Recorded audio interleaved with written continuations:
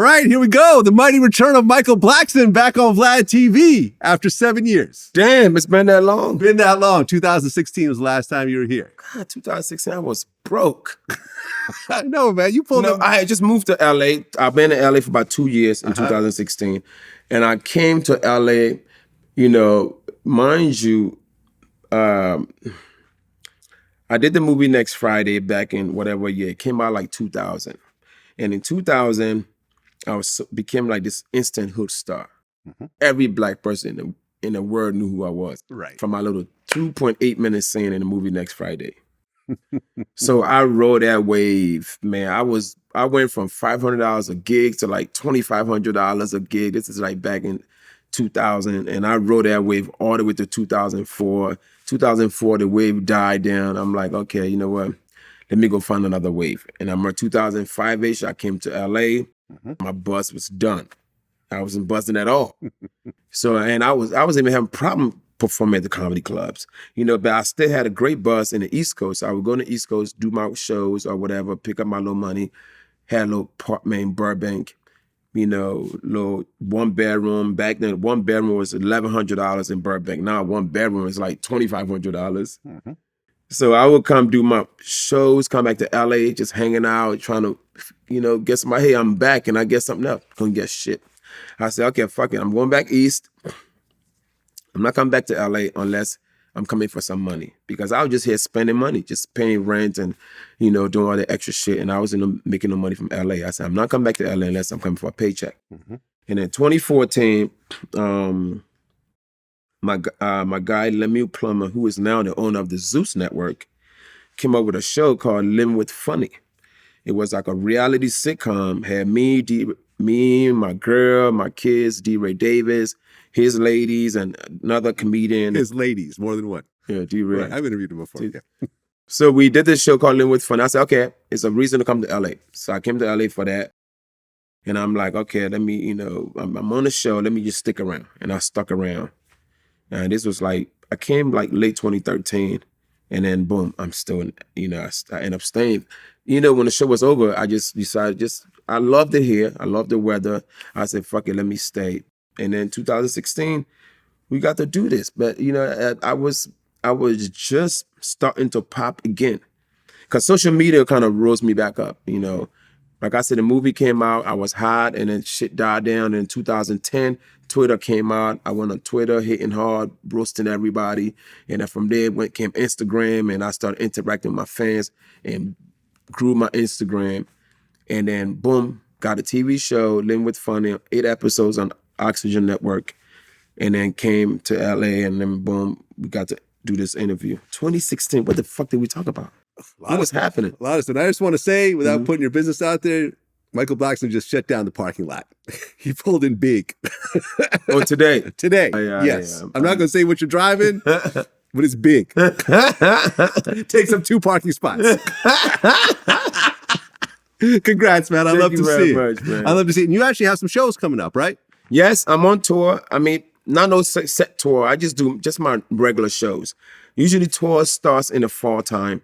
So when I'm not touring, I do my comedy club shows. I'll go across the country almost every weekend. Right now, I'm doing 3 weekends out of the month. And the one weekend that I take off, I go back home to Africa, and do some humanitarian stuff up there. Right. So I work 3 weeks and then take a week off and go home. So when I'm home for like 10 days. But I'm touring. I'm doing my own tours. In fact, this weekend, starting Thursday, August 24th, you catch me in Oklahoma, Tulsa, Oklahoma. Be at a place called Bricktown. One of the most popular comedy clubs, brand new comedy club, very nice venue. I'm doing a couple of shows that night. Friday, Saturday, which is the 25th and 26th of August. I'll be at Bricktown, in Oklahoma City. And then Sunday the 27th, catch me in Nashville at Zany's, Nashville Comedy Club. And then following Labor Day weekend, I'm in Kansas City, Missouri at the Improv. And then the following week, September 7th, 8th, 9th, I'll be at the Cleveland Improv. And then I'm going to go back to Ghana again.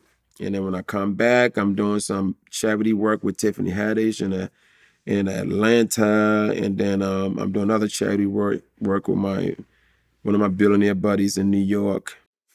David Steinberg. One of my billionaire buddies. Just kind of casually you gotta throwing that out there. You gotta be friends with the rich people. I don't hang out no more broke. No more broke friends for me. No more broke friends. No more broke friends. No broke friends. No broke find friends. somebody at your level or higher. Right. You know? Leave them broke motherfuckers alone. Right. I actually saw a video where you came on stage at one of your shows and you had a folding chair with you. Fresh out the Montgomery Brawl. Hell yeah, man. That folding chair became the best bodyguard ever, man. You know, I took it on stage with me. I'm like, hey, don't try no shit tonight, motherfucker. Fuck a bodyguard. I'm going to hit you in the head with this chair. That brawl was everything, man. Oh, my God. That brawl was everything. It was for a comedian, it's material, you know. Oh, yeah. I guess it showed that, you know, it's good to see unity, people coming together and defending each other. Yeah. You know, even though I hate violence, I've never been a fan of violence, and I'm glad the police got involved and everybody's being accountable for what they did. Mm-hmm. You know, but hey, it just showed unity. You know, and I think that's what once we start showing unity amongst each other, especially like the Black community, man, we've been taking each other down for a very long time. You know, we've been killing each other for many years. To see us defend each other, it felt good in a way because, you know, you saw unity, but at the same time, I don't like violence, especially now when it's, you know, when we are trying to unite everybody together. We're trying to unite Black and white, every race, every religion, we're all trying to be one. I hated to see that, but but unity is always good because it also helps bring people together as well. What did we do wrong? What could we have done better to make this a better situation? So it was good and bad, and it was fun all at the same fucking time. Oh, yeah. Someone actually made a song called Montgomery Brawl, and there was a line in there that says, shout out to the first Black man who swam to a fight. Oh, my God. Think about it. You've never seen a Black person swim to a fight before until the Montgomery Brawl. First of all, Black people don't even swim. So that alone, you know what I mean, what's America? He probably learned to swim that day. That day. He jumped in and just figured it out. Figure it out, man. I got to help my people. It been fucked that he would have jumped that water and drowned, motherfucker. I know. That would have been awful. And one person dead who tried to swim his way to the fight. Yo, did you see the guy with the Crocs? Oh, yeah, with the fucked up crack. I saw that. He's trying to put him in sport mode. He's like, the Crocs were all the way up to like his calves. Like, man, I don't know. I didn't really read too much into it to find out how it started. What happened? Well, it was a security guard got jumped basically by the white guys. All right. And remember, he threw up the Bobby Schmurder bat signal. Right. And then at that point, whoosh. I guess the hat was like telling all the Black people, hey, look. That's right. It's the bat signal. That's what I'm saying. Man. Well, since our last interview, you had an interview on The Breakfast Club, and you actually proposed to your girlfriend right there during the interview. Yeah. Now, why do that on The Breakfast Club? Why The Breakfast Club? She had no idea. Oh, so she didn't know at all? Not at all. Were you guys talking about it? Like, oh, maybe we go get. She had no clue. Okay. Why The Breakfast Club? All right. I think the main reason it happened in New York was because the ring I was getting that I decided to get, it was made in New York. It came from a jeweler in New York, and they've been trying to make this ring for a while, and it just happened to be ready the time I was doing the interview. Mm. I said, the ring is here, let me just go ahead and do it.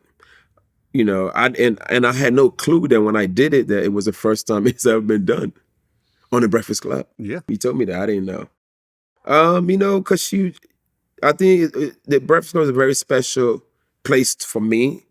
You know, I've done a lot of memorable interviews there, a lot of viral stuff there. I think probably most, and every time when I go to New York to perform, you know, I always do an interview there. So it seemed like it was just like I felt at home there, and it felt like it was probably the right place to do it.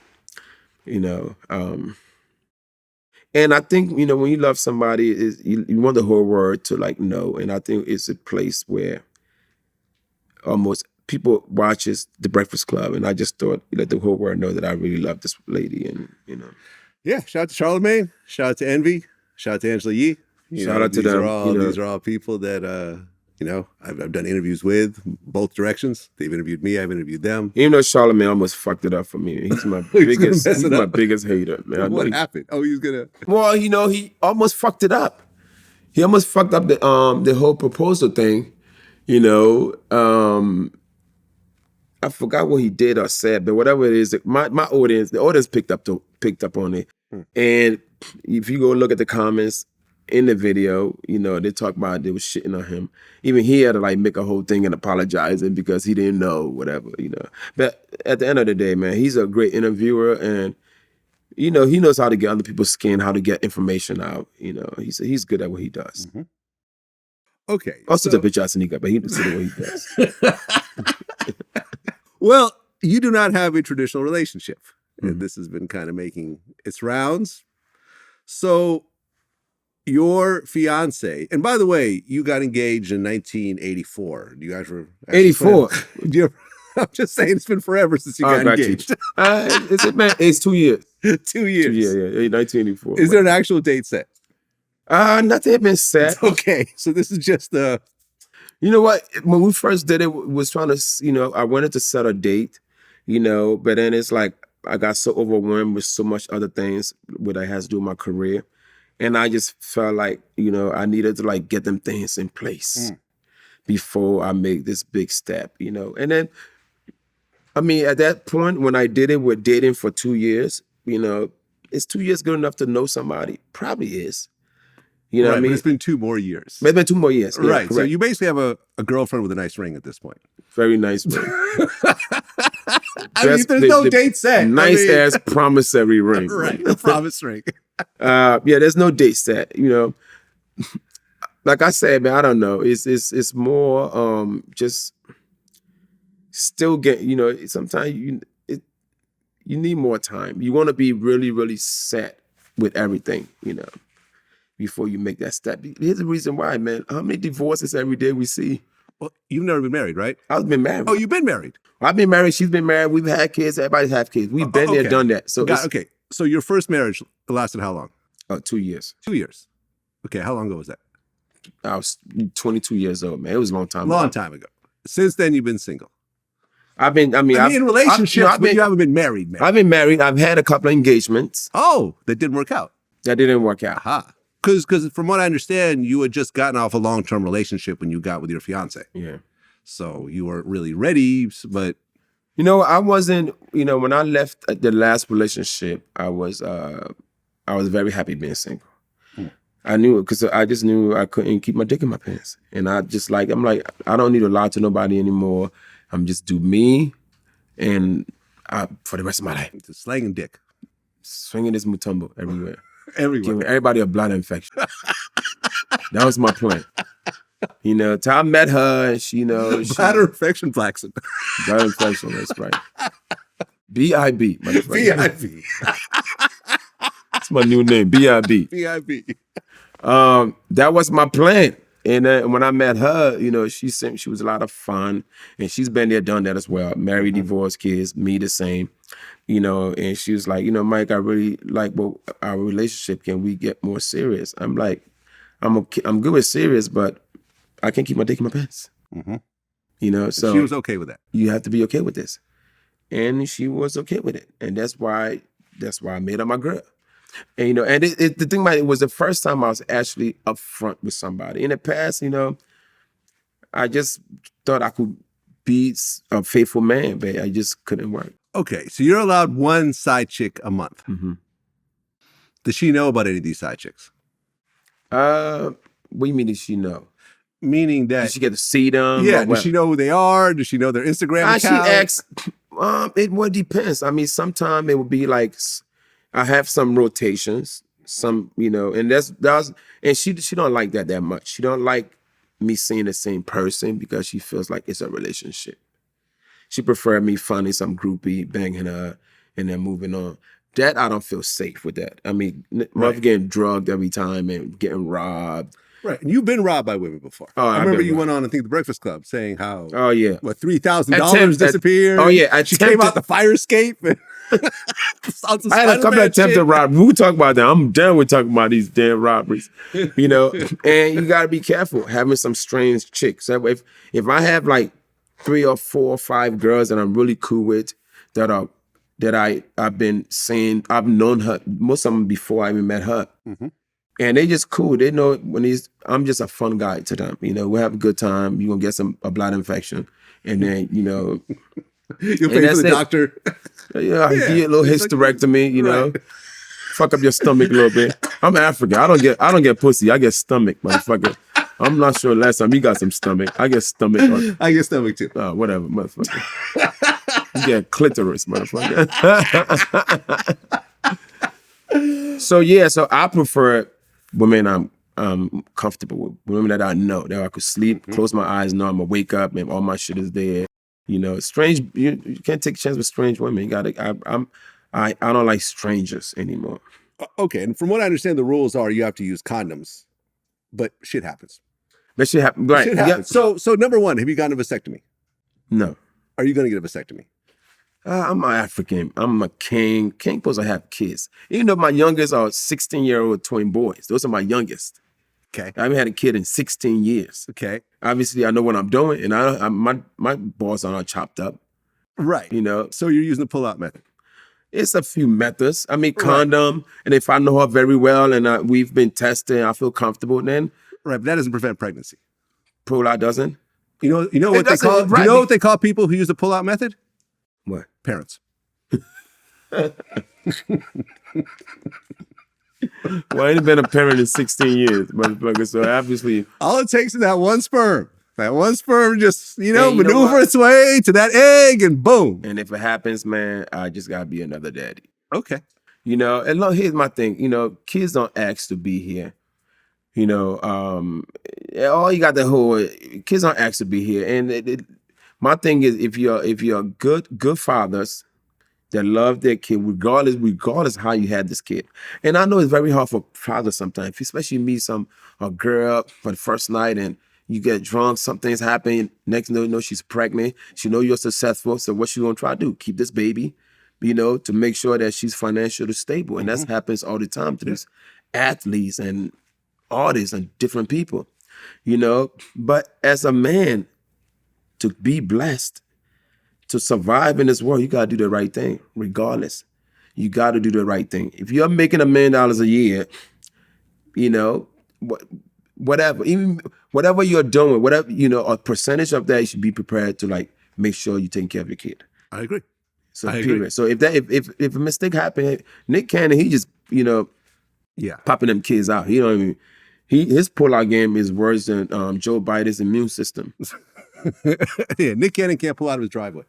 But if I know her very well and I feel safe and we've been tested and all that stuff, and then I gotta do the pull-out method, I mean, I've been pretty good at it. I wish you the best one of luck. Or two people. May the force be with you. Mm-hmm. What do you think about the whole Adam 22 and Lena thing?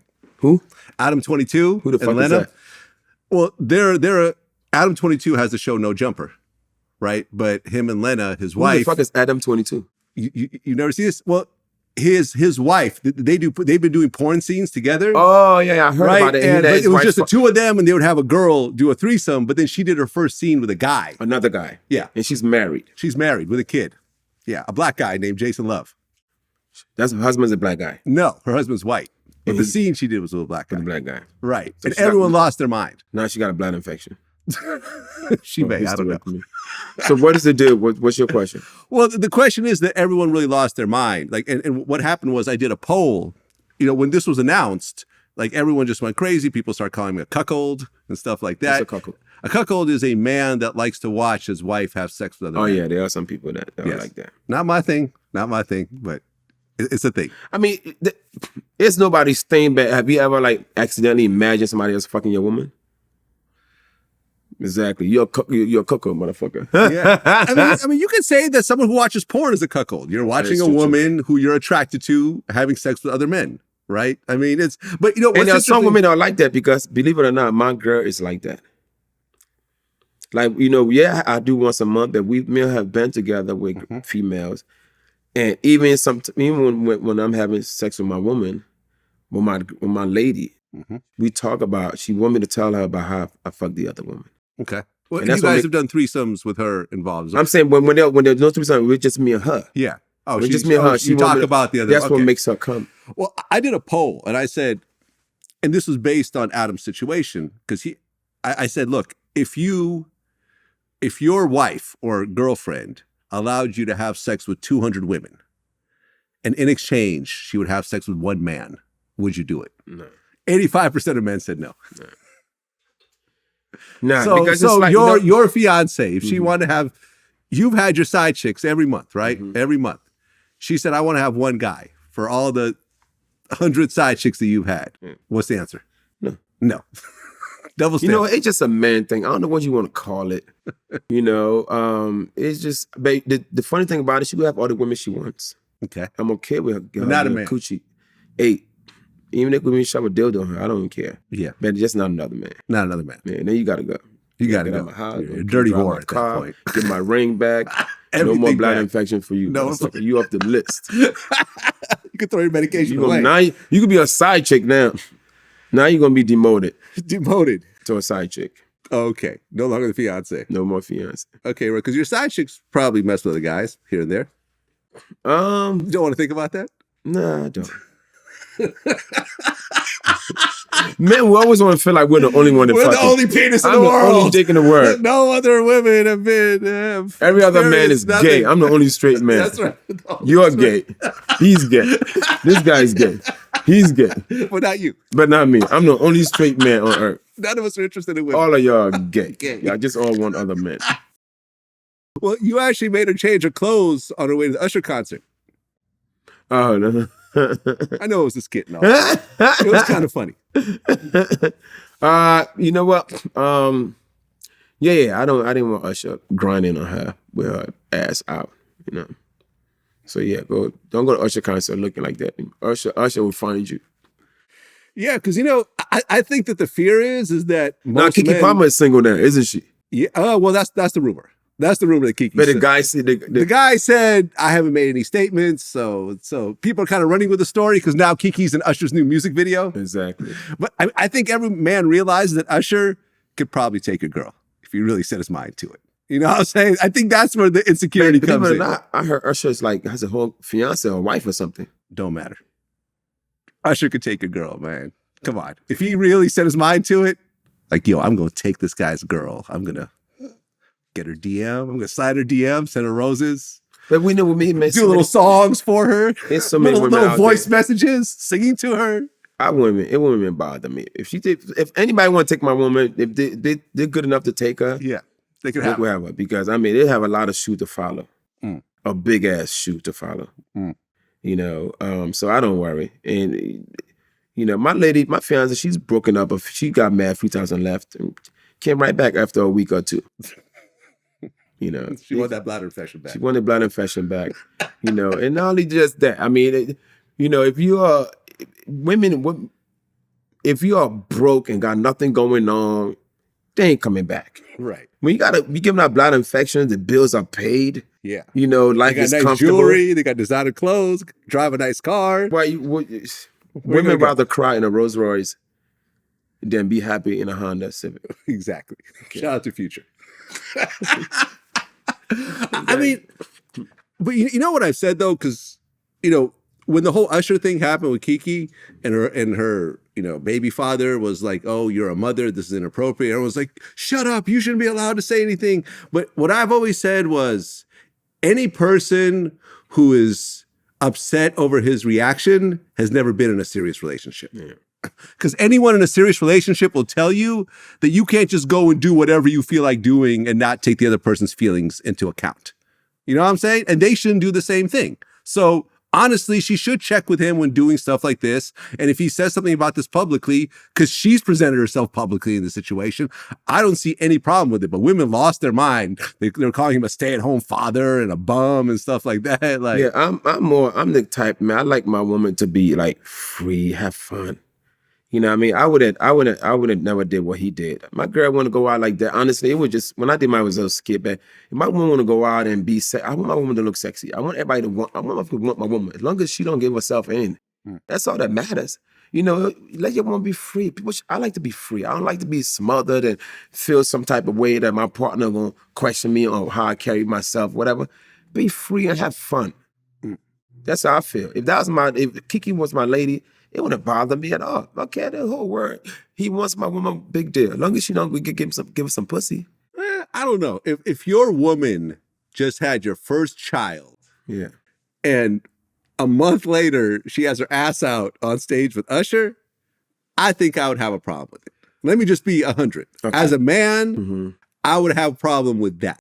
Okay. Especially if there's cameras everywhere and it's all over the internet. Yes, I would have a problem with it, and I would probably handle it the same way that he did. But also, you also got to keep in mind, when a woman first have a baby, I mean, she's feeling very insecure a lot of the time. Postpartum depression, the whole nine. If that's what's gonna make her feel good, man, let your woman be happy. Be free. Have fun. There you go. I'm different. Tory Lanez. Yes. Recently got sentenced to 10 years.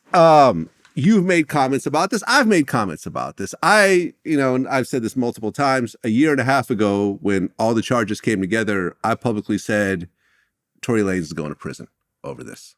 To me, it's very clear what happened. You have a victim. The victim is going to take the stand. There's no real story that he's standing behind, and he's going to go to jail. I mean, he got mad at me. He DM'd me a bunch of nasty messages and stuff like that. But ultimately, he was found guilty. Now, you guys were on IG Live at one point together? Oh, yeah, during the pandemic, man. We did a few IG Live together. I mean, during the pandemic, he's one of those guys that kept us entertained. I mean, I went on IG Live, did Titty Tuesday, Twerking Thursdays on my IG. He did his, Tory Lanez was doing his thing. Everybody was doing their own lives, you know. And that's how we was all stuck in the house. And that's the only way we could talk to each other was through Instagram. That's how I communicated with 50 Cent, Tory Lanez, if I popped up on his, or whoever else was on live. You know, that was all before all of this happened. You know, don't know exactly what really happened. You know, I don't know. But like you said, you have a victim that said, she was shot, you know, and she know who did it, you know. But here's my biggest thing, you know. And people, O.J. Simpson was probably one of the person that actually didn't get on the stand, and you know, and was found out guilty. I'm not sure how many other people have. I know me personally. If I know I didn't do something, I'm taking that stand. Me too. I'm 100%. And I'm gonna call every God I know and make people really believe that I didn't do it. Right. You know. There's no one, my lawyer gonna make me feel like I'm gonna incriminate myself. I didn't do it. Your lawyer can't tell you whether you should take the stand or not. They can make a suggestion, but they can't stop you from taking the stand. And I think what a lot of people say is, well, he doesn't have to take the stand because you don't have to prove you're innocent. You just have to bring up reasonable doubt, right? But at the end of the day, not taking the stand will always make you look more guilty in the eyes of the jury. Definitely. Than taking the stand and properly defending yourself. For example, I just interviewed Travis Rudolph. You know who that is? Travis Rudolph was the NFL player who got into an argument with his girlfriend, and she texted her brother, go shoot up his house. And they showed up her brother and 3 other guys showed up at his house, and he pulled out his AK and ended up shooting up their car and killing one of the guys. Okay. Right? He took the stand. He was like, there's no possible way. He was facing life in prison. You know what I mean? What happened? He was not guilty. Found not guilty. Hurricane Chris. Self-defense situation. Someone approached him, tried to get into his car at a gas station. They had a weapon on him. He pulled out his gun, shot the guy. He took the stand. He said, there's no possible way I'm going to leave my life in the hands of a lawyer who's going to go on and take another job right after I'm done when it comes to the rest of my life. So true. When it comes to a murder, when it comes to a shooting, people who I know, who I've interviewed, who've done well, have all taken the stand. Right. And even though I was recently in Miami, you know, and that's where, as far as I know, I think that Tory lived out there in Miami. Yeah. You know, talked to some people in Miami that say, hey, Mike, we know for a fact he didn't do it. Okay. Right? They say he didn't do it. For a fact. He was just saying, then he didn't do it. And he was just saying that the girl, site. They're saying the girl did it, and he was taking up for the girl. Oh, okay, yeah. All right. I'm like, if that's the case, man, get on the stand. Let me tell you. And I'm not sacrificing my life for some nobody. You mean to tell me that Tory Lanez was facing 22 years in prison and deportation over a girl he just met a month ago, right, over a shooting he didn't do. And then he called the girl from jail to apologize to her. He's apologizing to the shooter. Okay, I didn't know that. Yeah, no, there's a whole jail phone call where he's apologizing, saying, I know Megan's probably not going to want to talk to me. I was just so drunk. I'm sorry. He didn't say I'm sorry for shooting, but he said, I'm sorry. So and then his whole defense was that Kelsey was the shooter. Bro. Regardless, I know she probably never ever gonna talk to me ever again, but bruh, I just want you to know, bruh. Nigga, I was just so fucking drunk, nigga. I didn't even know what the fuck was going on, bro. That ass. I didn't even know what the fuck was going on, bro. Like, that ass, nigga. I'd never do some shit like that, bro. Just that, nigga, I was so fucking drunk, nigga. I just didn't even understand what the fuck was going on, bro. Like, so, whatever. Yeah. But, regardless, that's not gonna make anything right. And that's not gonna make my actions right, bro. But I'm just deeply sorry, bro. I never even moved like that, bro. Like, never moved like that at all, bro. Like, for real, dog. I know. There's a lot that happens, but a whole lot, bro. So did he say that? That was what his lawyer said. That was the whole defense. I didn't know that. Kelsey was the shooter. But then what happened?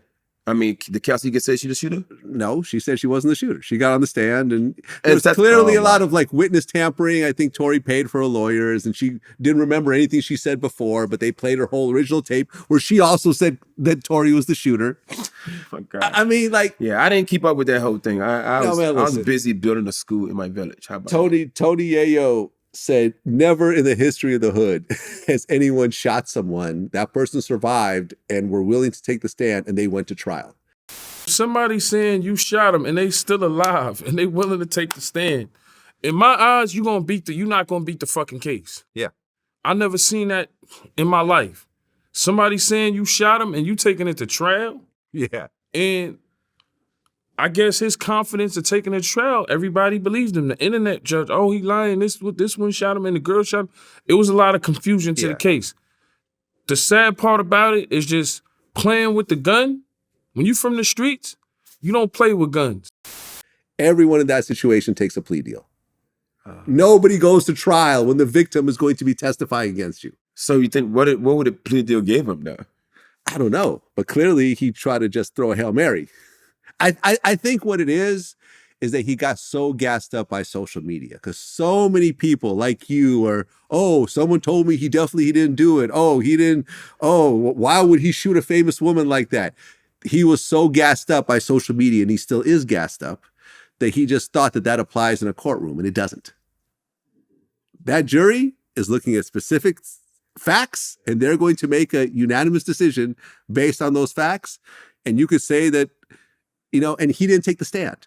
Had he taken the stand and perfectly said, listen, if I didn't shoot someone, I didn't do it, she did it, here's what happened. She grabbed the gun, this happened, pulled it off, I tried to calm it down, it didn't work, blah, blah, I'm sorry, but I didn't shoot her.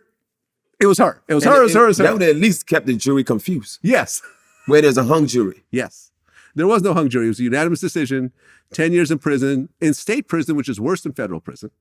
Yeah, but state prison, you don't do the full time. You might do half if you're lucky. Might. And then he gets deported to Canada. Yeah.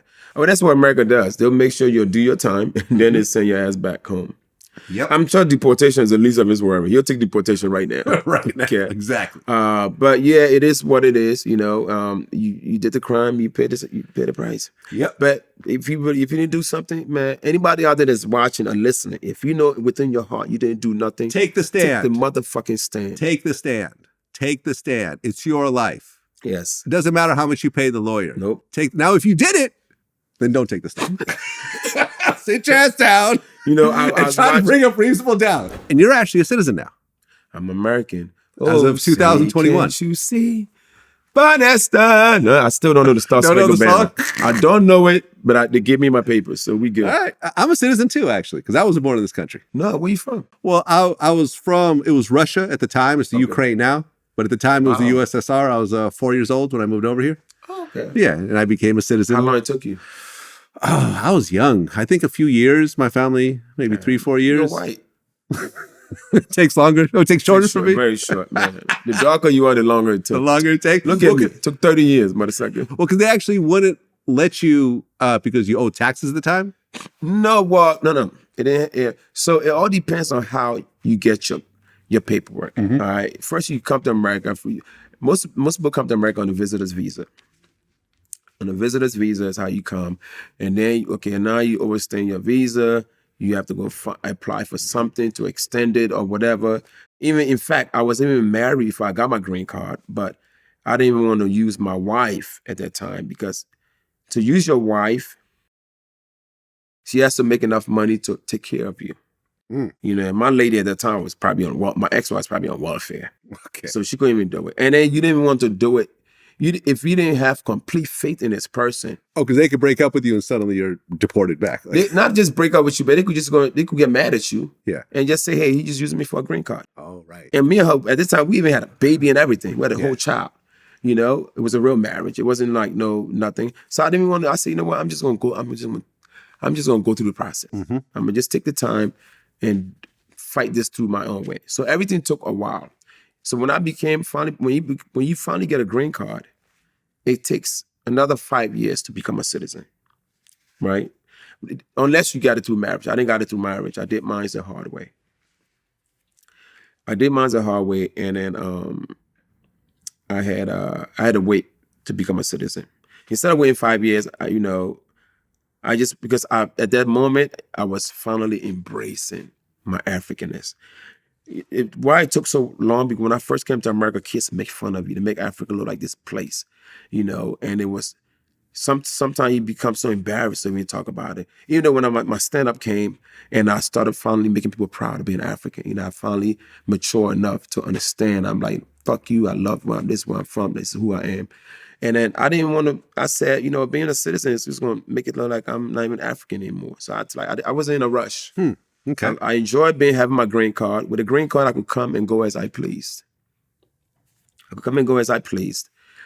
And then I had, I let it take its time.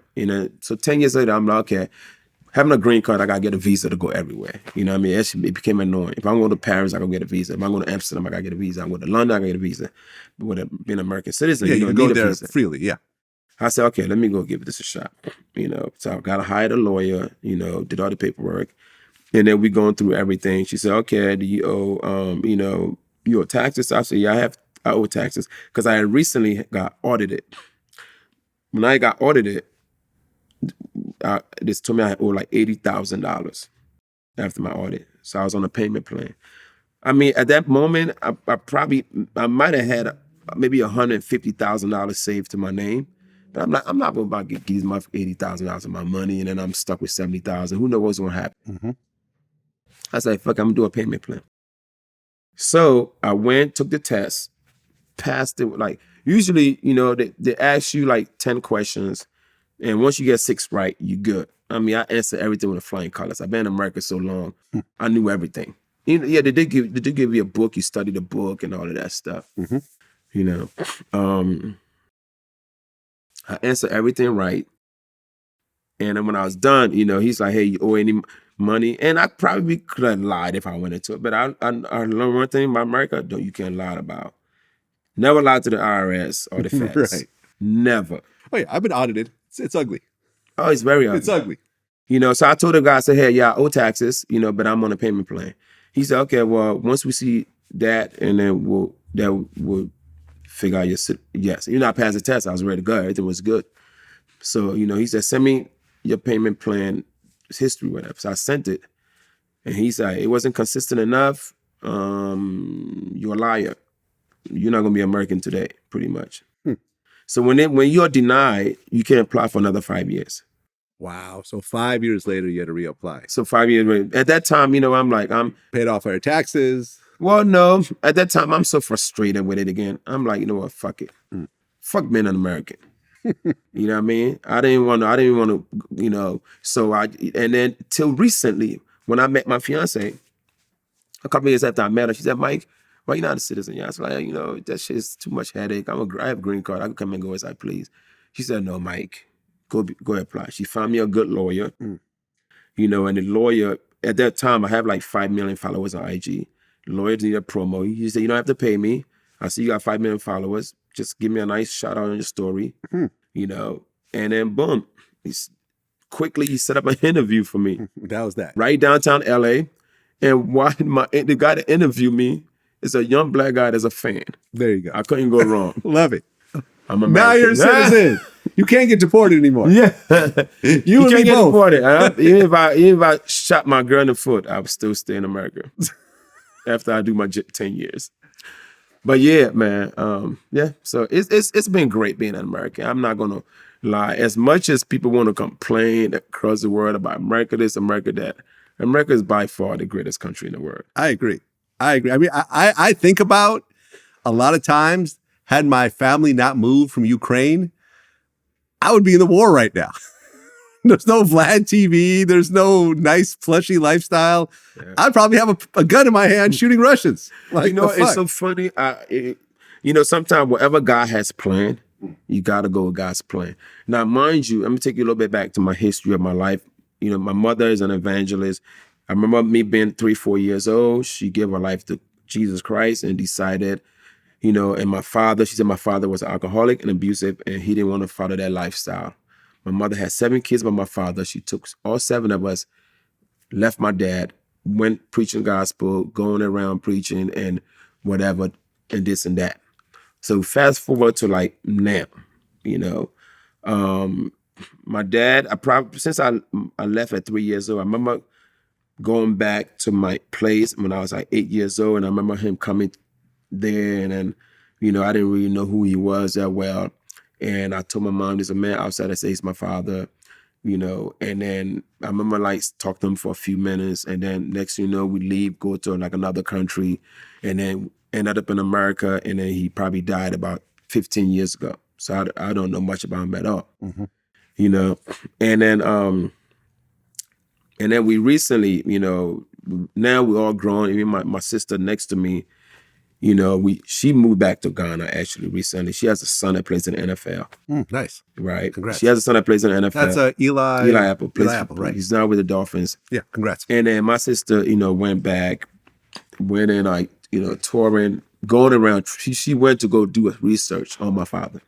You know, went to the village and everything, went to where he was from, you know, because she wanted to know. She know what my mother told us, but she wanted to know for herself what really happened. Because if I was 3 years old, she was probably like a year and a half, you know. So, and then she found out that our father, because we thought he was just turning up and didn't care. But then, you know, she found out that he died from a broken heart, that he wasn't able to be with his kids, you know. And it was not like it's not like now where kids are missing, you could find them. And back in the 70s and 80s, you know, if we leave, they're gone. You're not going to find nobody. You're going to put some shit in the newspaper, you know, to find them. You know, so, and then she got a little upset at my mom, you know, like she felt like, hey, you know, you could have like told us a little bit more. You could have took us to see our father, this and that, you know. And I said, you know, I was just thinking about everything. And I'm like, you know what? You cannot judge anything. You can't judge anything. God has a plan. And the same thing when you said about you holding a gun back in Russia, I said, if our daddy wasn't in our life, we probably would have been in Africa. Yeah, you would have moved. Yeah. I wouldn't be here having this interview. There'd be no Michael Blackson. I won't be who I am to be, and now look what I'm doing for the world. Yeah. I won't make a difference. So you can't judge anything. Yeah. Life works out the way it does. It does. There you go. Well, your claim to fame was next Friday. Yeah, that was my biggest break. That was your biggest break. And ever since the last Friday movie, everyone's been asking, is there going to be another Friday movie? Is there going to be another Friday movie? Is there going to be another Friday movie? Well, I've actually come up with a script for the final Friday movie. Did you really? I did. I did. did. It's going to be released in 2060. It's going to be called The Friday Before I Die. Ice Cube was the last remaining cast member who's actually alive. And at the end of the movie, he dies on a Friday. But wait. Megan Good, who was in the first Friday movie, shows up to the funeral with Jonathan Majors. But then he ends up like texting another girl and they get into a big fight. He beats her up and gets arrested. And that's how it ends. The end. The Friday Before I Die. In theaters, 2060. What do you think? What do you think? I love it. You love it? I hate to hear that I'm dead. Right. But, you know, he's going to wait. Man. He's going to continue. Ice Cube's going to continue waiting until there's no other cast members alive to do this final movie. And it's this sad thing about it, and I hope Cube don't get mad at me about this, you know, because, you know, last time we spoke about this, I met John Witherspoon was live, and I remember I was on the plane with John Witherspoon, flying from Dallas, and we flew together to LA, and we happened to sit next to each other on the plane. And we talking about the movie the whole time. We came out and was like, you know, it's about to happen. We was excited about it, you know. Cube have a script. Script was written, everything's ready. I even knew what I was playing already in this movie. You know, he wouldn't keep it on the hush hush, you know, but that was we talked about it at the Big 3 championship game in LA. When was the last time that Big 3 was in LA? The championship game. In fact, I was there. LeBron James was there. I remember dapping LeBron. Me and Cube talked for a brief moment. You know, I think we talked about the movie on the phone. He called me and told me. Oh, well, Witherspoon died in 2019. I actually did his last interview before he passed. Right here. Right. So that must have happened. What month was that? October 29th. All right, so that was earlier. So the Big 3 championship game was summertime. So it was around this time. Yeah. Like August. And then you talked to him before the pandemic. Before the pandemic. Right. But it never happened. It never happened. I remember he was going back and forth with New Line. I guess they wanted him to buy the rights back, and he's like, "I'm not going to buy that shit," and whatever. But ultimately, there's no movie. And I mean, what? 3 of them been dead since then. John Witherspoon, of course. Debo's gone. Ezel is gone. Yep. AJ Johnson. You know, who you raised money for his funeral expenses. Yeah, I paid half and raised the other half. Nice. You know, like I knew him. And I knew him, I'm not going to say personally. I didn't know what he was doing in his own personal time. But I was a guy that he called all the time. Whenever he needed work, hey, Mike, I need some work, Mike, you know, and I put him on some gigs here and there, you know, rest in peace, AJ. And when he passed, I knew he had nothing. I knew he had no money because he pretty much called me from work a lot, you know, and I looked out for him. So when he died, I'm like, you know, I had to do something about it. And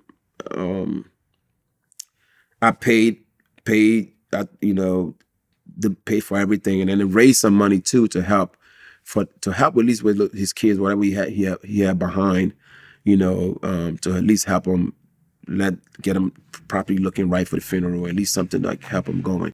Yeah. I mean, a lot of people have died. I'm looking at the list now. Michael Clark Duncan. Remember he had the small role. Oh, he sure did. Yeah. Remember they're playing dice. Damn, that was the first Friday. That was the first Friday. Damn, I didn't know Michael Duncan was in that. LaWanda Page. This girl that played Jenny. Sanford and Son. Remember she showed up at his front door. She was like, you know, the blind date girl. No. She was the one in the very beginning when he wakes up. There's the 2 old ladies that wanted to like, you know, praise Jesus with him. He like slammed the door on him. Got you. She died. Reynaldo Rey. The Red's father. You want some too, old man? No. Bernie Mac. Yes. Bernie Mac died. You know, Tommy Tiny Lister, who played Debo, of course. Yvette Wilson. Yeah. She passed away. She played a blind date girl. Justin Pierce, who was the next Friday. Oh, yeah. He passed away. John Witherspoon, who we mentioned. Jennifer Eccles. She was on Friday after next. AJ Johnson. What did Jennifer play? She played one of the church ladies in the movie. Okay. Yeah. Not a major role, but a role nonetheless. And AJ, and you know, listen, I interviewed AJ, I don't know, maybe a year before he passed. And I think didn't he have like a stroke at one point? And he was sort of like, he was kind of off. You know, when we're doing the interview, I don't know if you ever watched it before, but it was like, he kind of zone out and I have to repeat my questions. We try to kind of cut around it to make him look as good as possible. But like the interview was like, he would just zone out. I'd have to repeat the question sometimes a couple of times. And he just wasn't quite there 100%, is my impression. But you knew him up until he passed. I mean, did you catch that same kind of thing? I mean, he was mostly just drunk. He gambled a lot and he was drunk. You know, I didn't notice nothing else too much different stuff about him, you know. But it's so sad when people passes away. Gosh. Yeah, man. I mean, the longer we're here, the more people will keep passing. That's just the reality of it, unfortunately. You know, and you've actually defended Ice Cube before because you made almost nothing in the first movie, but you were a brand new actor. Mm-hmm. You know, do you remember how much you made? Yes. I mean, I'm not sure what the residuals, but I know my first, it was SAG minimum. It was my first movie. Mm-hmm. SAG minimum, I think a day for a real movie. Because when it's a low budget movie, it's about $100 a day. But if it was a normal movie, it's like $800 a day. So it's $800 a day plus overtime. And I remember I worked overtime, and I think I made a total of like $1,200. But that's just from like working. So what you do when the movie come out, then you get another check. And I think I probably got another check, or maybe another couple of $1,000. Yeah, I mean, John Witherspoon said on the first Friday, everyone got $5,000. Oh, okay. But for the next Friday movie, he got $1 million. Did he really? For Friday after next, he said he got $1 million. Oh, that was the third one. The third one, yeah. Okay, that's a pretty decent. Yeah, and he's an important character. We talked about all the work that you've done, and you were getting paid, but you weren't getting these massive paychecks. No, you I weren't getting the multi-million. I made $1 million. Third Friday. Okay. But you know the IRS gonna take all that money. Yeah. They're waiting for you to come off stage. Witherspoon, come here. You know. Oh, that was dope. I didn't know that. Yeah. Yeah, no, he talked about it in an interview. Okay. Yeah, so people were getting paid, but, you know, I mean, listen, the first movie. It's always like that. It's always like that. But the second one was, by then he had a great buzz, and then people wanted to see it, and he paid them what it was due. It's too bad Chris Tucker couldn't be part of the rest of them, because I feel like it would have been a much different series with Chris being in all three, because he was such a standout. He was such a standout in that first movie. He was the movie. He was the movie. Yeah, you're right. There would be no Friday without Chris Tucker. Yeah. It would just be a movie that came and went. Have you and Chris ever talked about the movie? The series? No. Nah, we never talked about it at all. You know, the weird thing, God, I ran into Chris on so many occasions. I remember one time, when Chris was really high this time, I remember running into him at the BT Awards. I've missed some big opportunities that I probably could have did some really big shit with Chris. So it was early 2000s. He was hot. I remember going to the BT Awards, and he ran into me. I had on my little dashiki. You know, I was going to every event with my dashiki. And I remember running into Chris, and he's like, "Hey, Mike, you know, give me your number. I'm gonna call you about something." Because at that time, he had just recently visited Africa. I think with like Bill Clinton and everybody else. And I'm like, I give my number. I'm like, this nigga ain't gonna call me, whatever, you know. And then like, he actually called. You know, he called. I got so excited to hear his voice. And I'm like, oh shit, whatever. And all of a sudden, like the call dropped. It was like, you know, old cell phone back in that. Maybe one of them was a house call. I'm not sure what it was. It was like 2003-ish, 2-3-ish, whatever that year was. And then I didn't hear from him again. You know, but then I ran into him. Then we talked again, and then we set up a meeting, and we met right at the Renaissance Hotel by LAX, and he had an idea for a TV show or something, and we talked about it. And then nothing happened. We always talk about something. Now we like, nigga, we old as fuck now. You know, like we always talk about doing something, but it just never happened. But I knew he had a great interest in Africa, so I knew whatever it is he was trying to do, you know, some movie like has to do like in Africa, you know. And it's never too late. So Chris, if you're watching this, let's make this happen. Let's go to Africa to solve some kind of case. You know, I still think he's by far a legend in comedy. I mean, he's made some legendary movies. And so many things that Chris was so hot that so many things that he turned down is what got passed on to other people. Mm. Yeah, I mean, wait, weren't you in Coming to America too? I was. You were? Yeah. You introduced Wesley Snipes? Yes. What was the intro? You had a really interesting intro. Like presenting the supreme leader of Nextdoria, commander of our undefeated troops, killer of lions, tamer of elephants, the most well-endowed man in Africa, General Easy. I love that movie, actually. Yeah, I didn't like this. I mean, it's hard to match up to the first one because it's so innovative and you get introduced to all the characters because essentially all the characters are brought back. But like, I thought it was a great job. Especially like the sexual chocolate performance at the end. I watched that probably about 100 times. I love the idea of the father being at his own funeral. At his own funeral, right? He was in the casket on stage. Waiting to die. Waiting to die. I'm going to die now. And Wesley still got it, man. Like What? Let me tell you something. When I went to set surprised. Like, and I wow. realized what a great actor he is. This guy was so amazing. I was in his camp. I worked for him on it. I was his one of his soldiers, one of his flunkies in this movie. And so the little bit of time I was there, which was like 3 days, I got to pick his brain and talk to him. It's a shame what happened with the whole taxes thing that like kind of took him away from us for a little bit. 3 years, right? He was gone. Longer than that. Hold on a second. How long? How long? Yeah, but you go to jail for 3 years, or any amount of time, man. And if you're not a rapper, man, rappers go to jail for less than 5 years and come back. 28 months. Yeah, I think you're right. So 2.5 years. Yeah. 3 years. So, if you're not a rapper, going to jail is never beneficial. The only one it works out for is rappers. You go to jail, you come out, people respect you. Oh, yeah. People love you. Yeah. Like Boosie. People love Boosie when he came out of jail. Man. Yeah. You get out of jail. Tory Lanez, you're going to be 10 years going to be a long time. You're a singer, motherfucker. But hopefully, with him, good behavior, time served, he'll be out in 2.5, 3 years. Right? Yeah, we'll see. Possibly. Right. Well, yeah. So, if he does you a can program. I think the part of the problem, though, I'm not exactly sure how it works, but a lot of times when you're in jail, when you're in prison, you have to do certain programs to get out early. And part of those programs, you have to admit what you did. And Tory still has remember when after he got, his time, it's like, I didn't do anything. I'm an innocent man. I didn't shoot anybody. That's not going to play out well when it comes to the parole boards and the programs and everything else like that. I watch a lot of Forensic Files, those shows. Like, you watch Forensic Files? Sometimes, yeah. And it was this one guy who, he was a military guy that I think they say he killed his wife. It's because wife thought that he did it. She really thought that he knew he didn't do it. He didn't do it. So DNA came out. And when he came, his parole came, he's like, I cannot say I did it. Mm-hmm. I refused to because I didn't do it.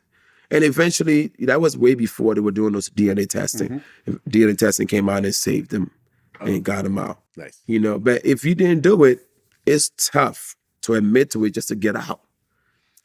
Yeah, I mean, Bill Cosby never admitted to it, but he got out through appeal. But that was a slightly different situation. But I remember I interviewed his lawyer, and he was saying how when he was in prison, had he done a program and admitted that he raped those women and stuff like that, they would have probably let him out early, but he never did it. And ultimately, he got out through appeal. But appeal's not easy. The Bill Cosby case was special, and he deserved to be out through appeal because there was a deal where he was not supposed to be charged with anything. Oh, okay. But the Tory case, I don't know. We'll see what happens. But speaking of shows, I heard you actually have a new show on BET Plus, the Michael Blackson Show. And I know you're not allowed to officially promote it because of the whole SAG situation. Yeah, man. But I'm asking you about this show. Yeah, the strike is bigger than the show to me. The strike is just us trying to get what's rightfully ours. I mean, at the end of the day, when you go watch a show, you're not watching the show. You're watching the show because of the people that are in the show most of the time. Not unless you're going to watch a Steven Spielberg movie, or Tarantino, or whatever the other great directors are. But like when you go watch a show, it's because of those people.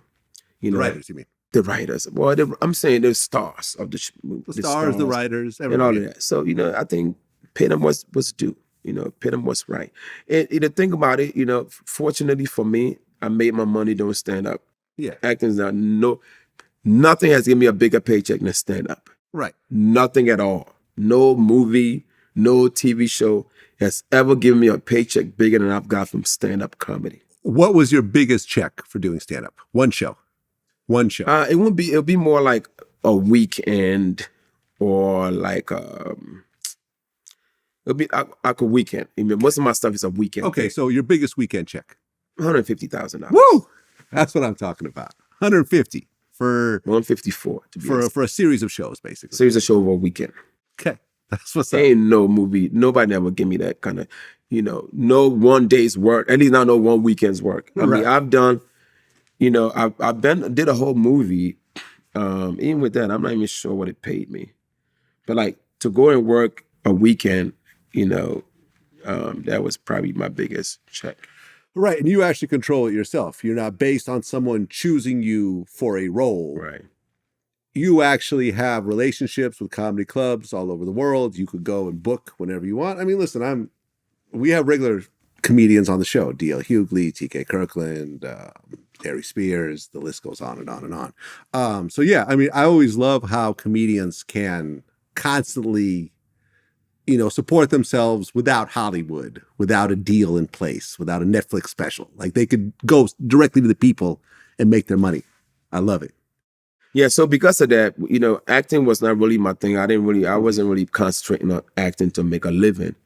And so, but now that I am, now that, comedy's been great and I enjoyed it, but I'm cutting my schedule in half.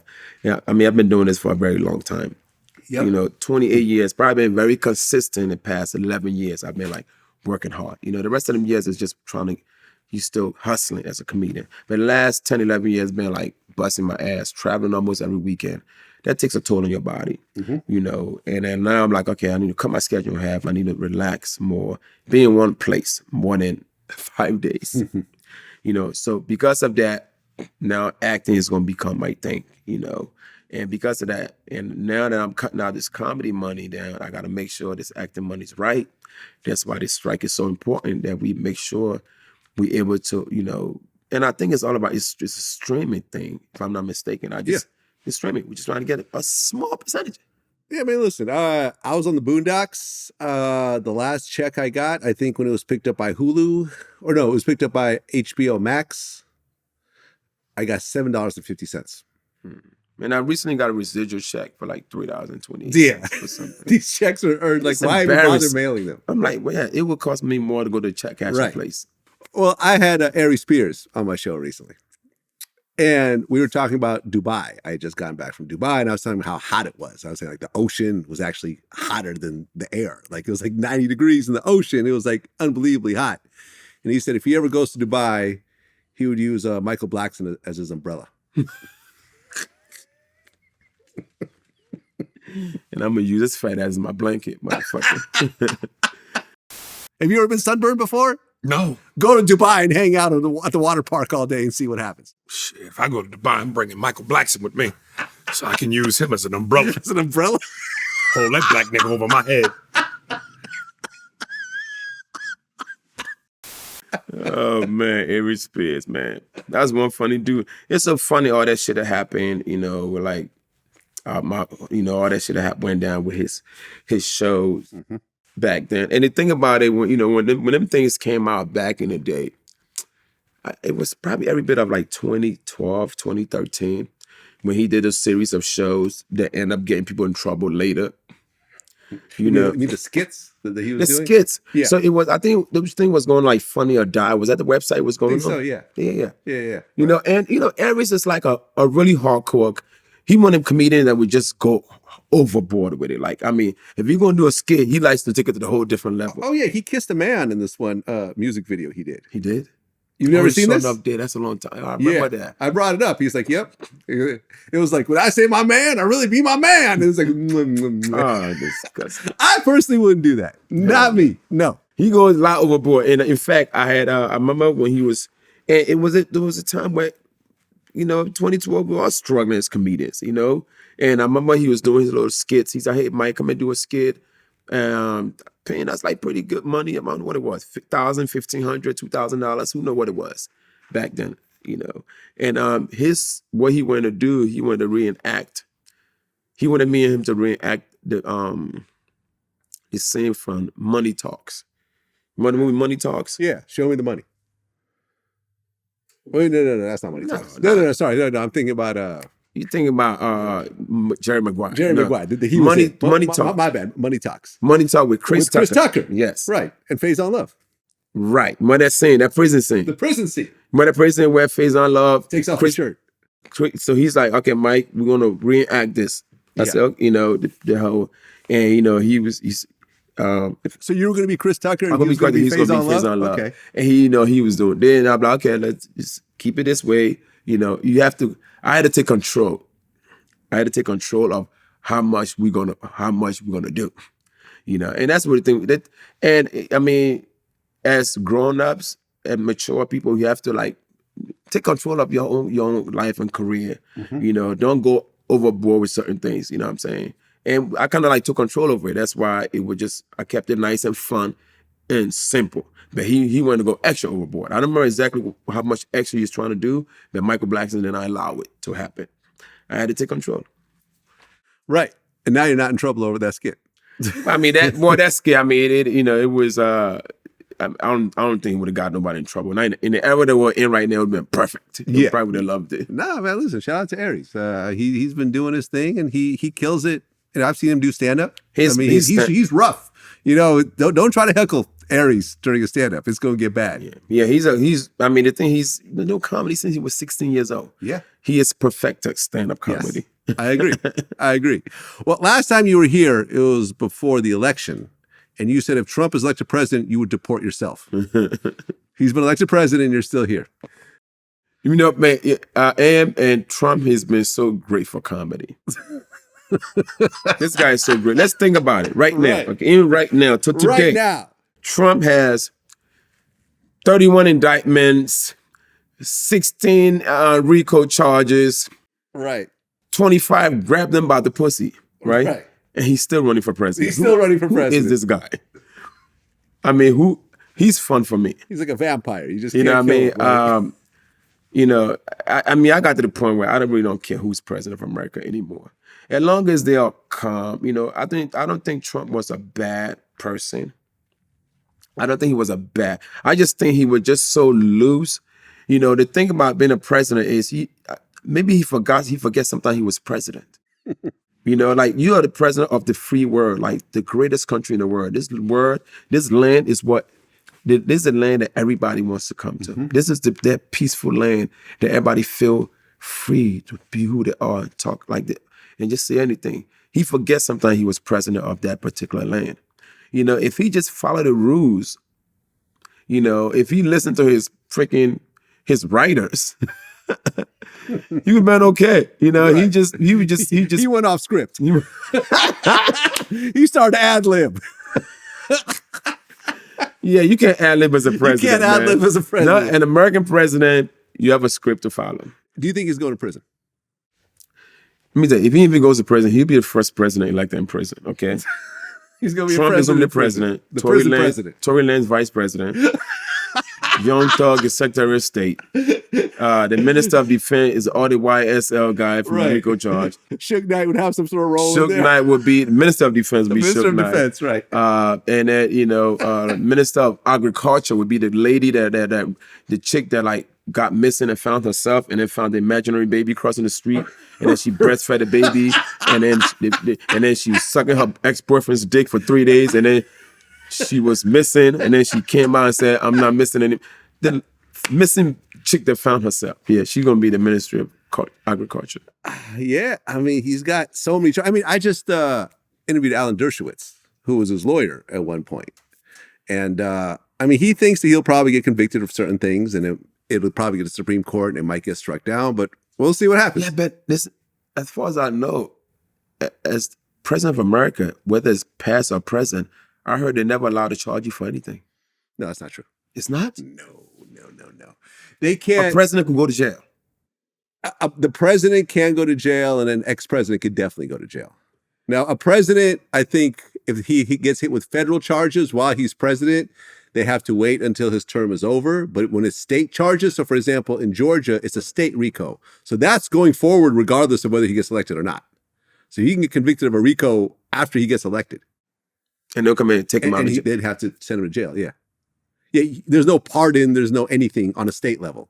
Pardons and everything. Like he could try to pardon himself if it's a federal crime, which would be catastrophic, but it could possibly be done. But on a state level, he has no say. Wow. That's why the state RICO is so scary for him. Yeah. Hey, man, at the end of the day, man, Trump is what, 78? How old is he? Is he older than that? Hold on. 78. Trump The guy's lived his age, life. 77, actually. You're right. He's younger than Biden. Yeah. How old is Biden? Like his early Biden's 1000s? 182. 182. That's 182 like years old, yes. 112. Yeah, he's broken all the records. He's a weekend at Bernie's, Every time basically. that guy's blink, he fall asleep. You know, you talked a lot about Africa, and I actually went through and found some tweets that you found, that you actually wrote. You said, I wish I could live in Africa 100% of the time, but my bills are $50,000 a month. It ain't that many places to tell jokes in Ghana, Liberia, Nigeria. For now, I just go over there every other month and enjoy the freedom and peace of mind that you got. You talked about how in parts of Africa, you can leave your bag outside and 2 days later, it's still there. You can let a stranger in your house and let them live there, and it's all good. Yeah. You also said that all the pregnant-looking men are rich in Africa, and all the guys in shape are broke. So you look like a broke guy in Africa. Oh, yeah, I'm a crackhead in Africa. You're a crackhead in Africa. Yeah, man. It's like the thing about it, man, they respect those because rich guys just make money and just eat well. They just sit around. And they're the sugar daddies. You know, all the young girls want the guy with the stomach because he has money. Because a fat guy's favorite move is this.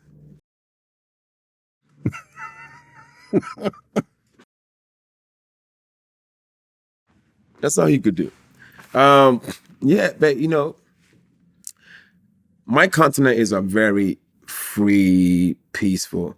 I mean, I can't say every country is like that. You know, I can't speak for every country. Right. And I could speak for a place that I go to on the regular. I go to Ghana. Is it annoying that people constantly say Africa as opposed to the actual country? Yeah. Like it's a continent. It's people annoying. don't say North America. Exactly. People don't say South America. They'll say Brazil. Yeah, you don't say Asia. You say China. Yeah, they'll say China. You know, they won't say Europe. They'll say Italy. Yeah. But people rarely say the country. You know, even like you watch like movies like Belly. Yo, I'm going to Africa. The whole continent? You go to 100 countries? Really? And it's the second biggest continent. Exactly. In the world. Exactly. You know, yeah, and I know a lot of people don't even like to be mentioned as Africa, like Egypt. Most Egyptians don't even, you know, they consider themselves more Middle Eastern. That's true, yeah. And Egypt is part of Africa. So it's Northern Africa. It's Northern Africa. So let's all be more specific, you know, but it's okay. I feel you. I think Africa is definitely becoming the next big thing now. I mean, believe it or not, Afrobeat music is slowly topping hip hop. Yeah. And so I went on Twitter recently and I said this because I was going to bring this up. Is it me or does Afrobeat sound very similar to Jamaican dancehall? A lot of times I can't tell it apart. Now, granted, I don't know accents as well as you. You know, I can't tell a Nigerian accent from a Senegalese accent and so forth. But the overall style, the cadence of the music, like there's a big song called Calm Down by Rima, right? You know the song? Yeah. I thought it was a Jamaican song when I first heard it. And then I was like, oh no, this is a Nigerian artist. But it sounds like a Jamaican song to me. And people are like getting on me, oh, that's racist. You don't know anything. Take that DJ out your name. But when you speak to most music people, they're like, yeah, it's a very similar cadence. The beats are kind of the same. And their vocals are somewhat similar. I mean, do you agree or disagree? You know, everything started in Africa. Everything originated. You could say that reggae music, ultimately started from Africa. Everything started back home. I'll give you that. So, you know, regardless, it all started back in Africa. I mean, you go back to time, you know. So everything that's being sampling now, or whether it's whatever, Jamaica, the Bahamas, they all started, all those guys all came from Africa. That's where it started. So we're the originators. Well, I had Akon on my show a bunch of times. Me and him go way back. And one of the things that he said that got people a little bit riled up was that he said in Africa, people don't really think about slavery, whereas in America, they do. How was slavery really looked at out there? Well, in Senegal, we've kind of overcome the thought of slavery. We don't even think about it. The only time we think about it, honestly, is when we're doing tours at Goat Island. You know, outside of that, people have lived and moved and way beyond the slavery concept and idea and mind state. And a lot of people got really upset. And this has always been sort of like the African, Black American kind of conflict that in 2023 is still around. What is your take when you hear statements like that? Yes, man. I 100%, agree to some of that. And I think what happened a lot of countries in Africa were all colonized by different countries. Okay. Ghana, Nigeria, most of those English-speaking countries were colonized by England. Yeah.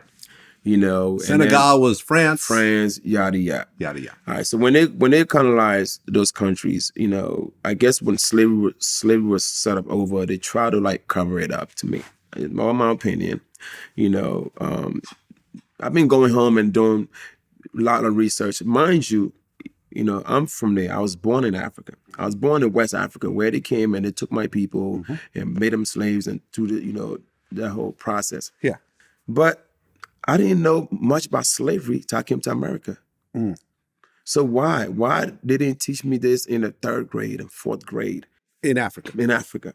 Why was it being covered up? Why are they trying to make things like, and that's the big problem. Oh, so you think that's what's happening? You think that Africans actually are trying to cover up slavery themselves? Well, no, I think they were brainwashed by their colonizers. And that's why, because I'm not sure how much, I have a school now. I know we didn't get to that yet, but I built a school and, I was trying to get an idea like how much African history has been taught in these schools. How much these kids know about themselves. Yeah. I want my kids to know about themselves, know about everything that's happened to your people from beginning to the end. I mean, I could tell you one thing, right? And this is from an outsider's point of view. Like I was an immigrant. I came over to America when I was about 5 and I lived in America my whole life. But in 2000, I went to Africa for the first time. I went to Senegal. And the one thing I realized when walking around Senegal was that there was a sense as you meet the people and, you correspond with the people who live there, you have this this overbearing sense of the people there know who they are. They know where they came from. They're comfortable. You know what I mean? They could trace their families back hundreds of years. There isn't a level of uncomfortability that I think Black Americans have because of the history of slavery in this country was, I think, different than the slavery that was happening in Africa. You know what I mean? It was just at a much greater and I think more brutal level. So you have this sort of uneasiness that happens in America that when you go over there, you're like, oh, I'm the outsider here. The white guy is the foreigner. The white guy is the guy who's just here visiting. Everyone else feels comfortable with who they are. And it was a very interesting feeling. And it made me realize how distinctly racist America is, which you never really think about it because I've always been in America, right? So it was, I think it's something that until you go over there, you don't really understand. I mean, do you agree with what I'm saying? 100% agree, especially for the Black Americans. I think every Black American, if you could afford $1,000 round trip ticket, go home, pick a country. Any country. Pick any country. I mean, go to the West. Let's go to the West where, most of the slaves came from. Go to the West. You are welcome. I'm not sure where Blacks got the idea that Africans don't like them. It was a very good point. It was a point in life, even to now, where some Blacks feel like they don't like us. They think that Africans are better than them or whatever. I know when I first came to America as a kid, it was a little bad experience for me because American kids could be very harsh at times. I mean, they clowned me. I had an accent. I was darker than most of them. And it's sad because all the Black kids knew was Africa was just a bush. Everybody working around naked because that's what they saw. Yeah. They didn't show them much. They were, they didn't, but like now, that's why I say if you're grown now, take a trip back home. We love Black Americans, and the governments up there are giving them lands for like minimum price. Like everybody's welcome to come back. Ghana had that big thing recently, right? Ghana's still having it. Ghana has lands for like, thing. If you're American, if you're Black gold, it's a land for like $1,500. They have a land for you near Cape Coast, which is like Cape Coast is in fact where that old castle was, where slavery were taken from. Come and grab this land back. You know, this is where you belong. This is your land. So yeah, man, blacks are welcome. You know, we love them. You know, and let it go and learn the history of what happened. Mind you, these people were captured. These slaves, they came with guns. We didn't have guns. We couldn't fight. Yeah. They overpowered us with guns. Right. And they also bribed some of the leaders local to sell off their everything. enemies and stuff like that. Yeah. So it was nothing. Everyone had their hands in this dirty business, honestly. You know what I'm saying? No one was really clean when it came to the slave trade, unfortunately. Well, I mean, I'm not going to blame too much on the poor people that trying to make a living, whatever, which was completely wrong. Right, but I'm saying when you're selling off your enemies to the colonizers to be shipped around the world, you got to take a little bit of credit. But I mean, you got to take a little bit of blame for that as well. Yes, but the way the slaves were treated, even before they left.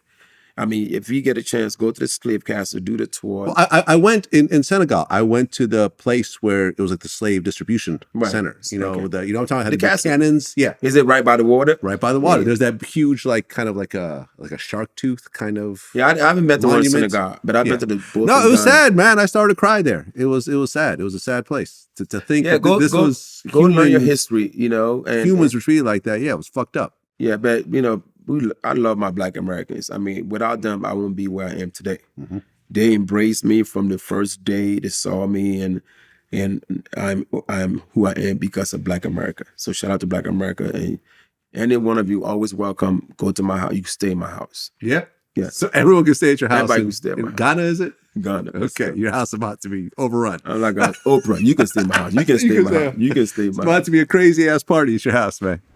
Well, since our last interview, the whole Will Smith slapping incident occurred.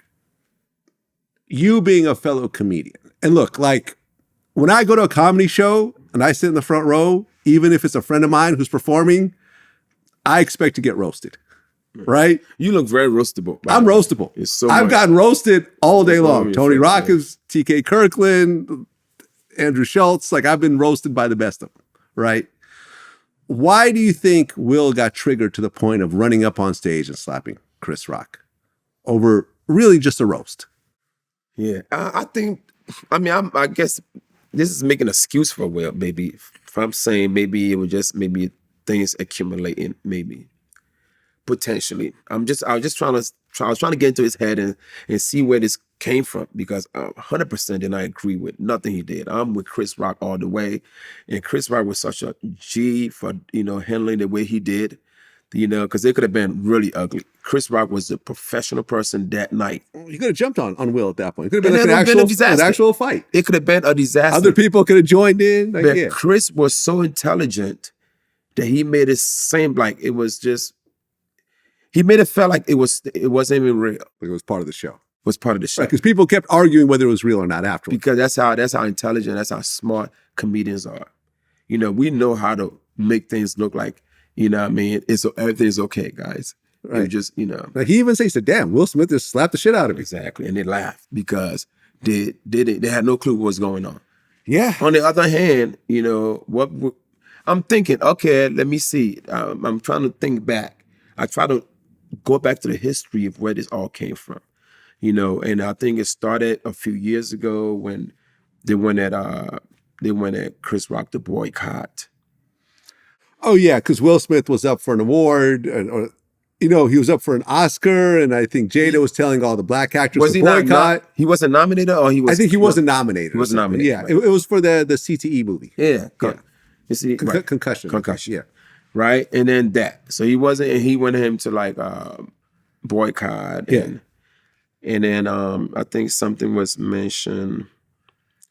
And then what did Chris said about that? Chris said something like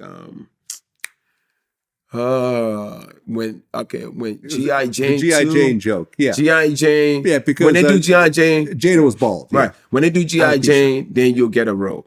Something like that. G.I. Jane 2, yeah. G.I. Jane 2. So I guess for Will Smith, I'm thinking, okay, all right, then you talking about my wife. Now you telling me my wife is not, she can't act in no other movie unless they do a G.I. Jane. You just really, I'm giving this guy an excuse. It's a joke. It's a joke. I know. I'm trying to help this guy. You trying to help this guy? Okay. And I'm like, I'm. That's the worst I could think. Yeah. You know, because besides that, I'm like, at the end of the day, like, if you're gonna, you could have went and said something to him when you got your Oscar, when you won that night, then you could have roasted him. Yeah. You know what I mean? Or he didn't know he was gonna win though, but you know. He knew he was gonna win. He knew he was gonna win. It was a setup. Come on, Will Packer was the producer. It was all black that night. Okay. It was a black night. Okay, let me ask you a question. If you were hosting and Will Smith smacked you, what would you do? Oh man, let me see. I probably would have blacked out on purpose, right? And then when the cops came and woke me up, like, Mike, what do you see? I'm saying, I see a bag of money.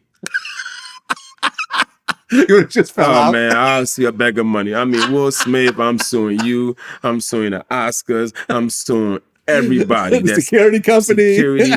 The people that laughed at me. Will Packer. Let me tell you something. For doing the movie. Yeah, everyone. Will Smith would have been so broke that he would have had to move back with his auntie and uncle in Bel Air. That's how broke this motherfucker was going. Back to Bel Air. Back to Bel Air. Back to living with, he'd be roommates with Carlton. I was but let me tell you something. At the end of the day, yes, you know, everything we do everything for money. We doing it from, we have, it's a craft, whatever. It's about, I would have had enough money, I don't have to tell no more jokes. I would have been rich for life. Yeah. I would have sued everybody. I would have got probably $300 million. You don't slap me, you have traumatized me in front of everybody. Now my kids have to see You can't this. work anymore. You can't tell jokes. I can't tell Life jokes. is I'm not funny embarrassed. anymore. For the rest of my life, You're I embarrassed. could never go out. This is how much I made a year. I'm gonna need that. I need this for this. I need for this. I can't even get a date anymore. No one wants to give me no pussy. You have erectile dysfunction now. I'm erectile dysfunction. Not only that, no, I can't even tell my kids, shut up. They're like, I'm smack you like Will Smith smacks you. You want to smack me like, exactly. Now I could never chastise my kid. You know, how can I get some pussy when I know I just got, it would have been too much. I would have been, my life is ruined. I might have to move to like another planet where they don't know me. Or I gotta get I gotta look like you, motherfucker. I gotta get a whole new face, go get some freaking beard, bleach my skin, you know, go get pregnant like them African successful men. I have to look completely different. Right? $300 million though will fix all that though. 330 mil. I need extra 30 million to pay my lawyers. Right. You get saved with you get 300. And my left lawyer after will that. not be Tory Lanez's lawyer. No. You would take the stand. You would definitely take the stand in that case. Man. Yeah, I would have seen everybody. You and Kevin Hart had a thing at one point. That's been worked out. What was that over? You know what? It was over. Let me see. I mean, he said I just went excessive. He said I was excessive with my jokes. That's you know. He said this was over his whole cheating. Yeah, situation? he said I did too much. That's how he felt. You know, me, when I go in, I just go in. I would beat the bag till there's no more nothing left in the bag. I mean, he did a whole tour around that incident. Yeah, right. It's the Bad Decisions tour, something like that. So is that the name? I don't think something like that. Yeah. Okay, so he was mad that you were telling jokes about his whole too cheating. much jokes. He said too much because he said I did too much jokes on it. Okay, so how did it get worked out? I mean, we just we two grown men. You know, we met up. And we talked about it, you know what I mean? And, he understood where I came from and I understood where he came from. And, we, at the end of the day, man, comedians, man, we're all like brothers. You know what I mean? We've been doing this for a long time. We watch each other progress. We know what everybody's doing. And I recently, last time I ran into him, actually, it was more recent. I think I went to his, it was before the Super Bowl. When did he just do L.A.? He did LA, was it January, February, or maybe March? I'm not sure when. But I know I ran into him at the Super Bowl at Michael Rubin's party. And he came up to me, the first thing he said to me is, man, Mike, congratulations on that school, man. That was so big. So we know what each other are doing. And we are like brothers. We go through our little, thing. At the end of the comedians, believe it or not, we don't want to admit to it, but comedians are very sensitive.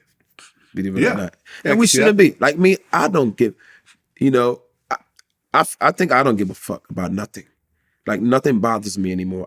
Since I came to America, at 13, 14 years old, kids have roasted me.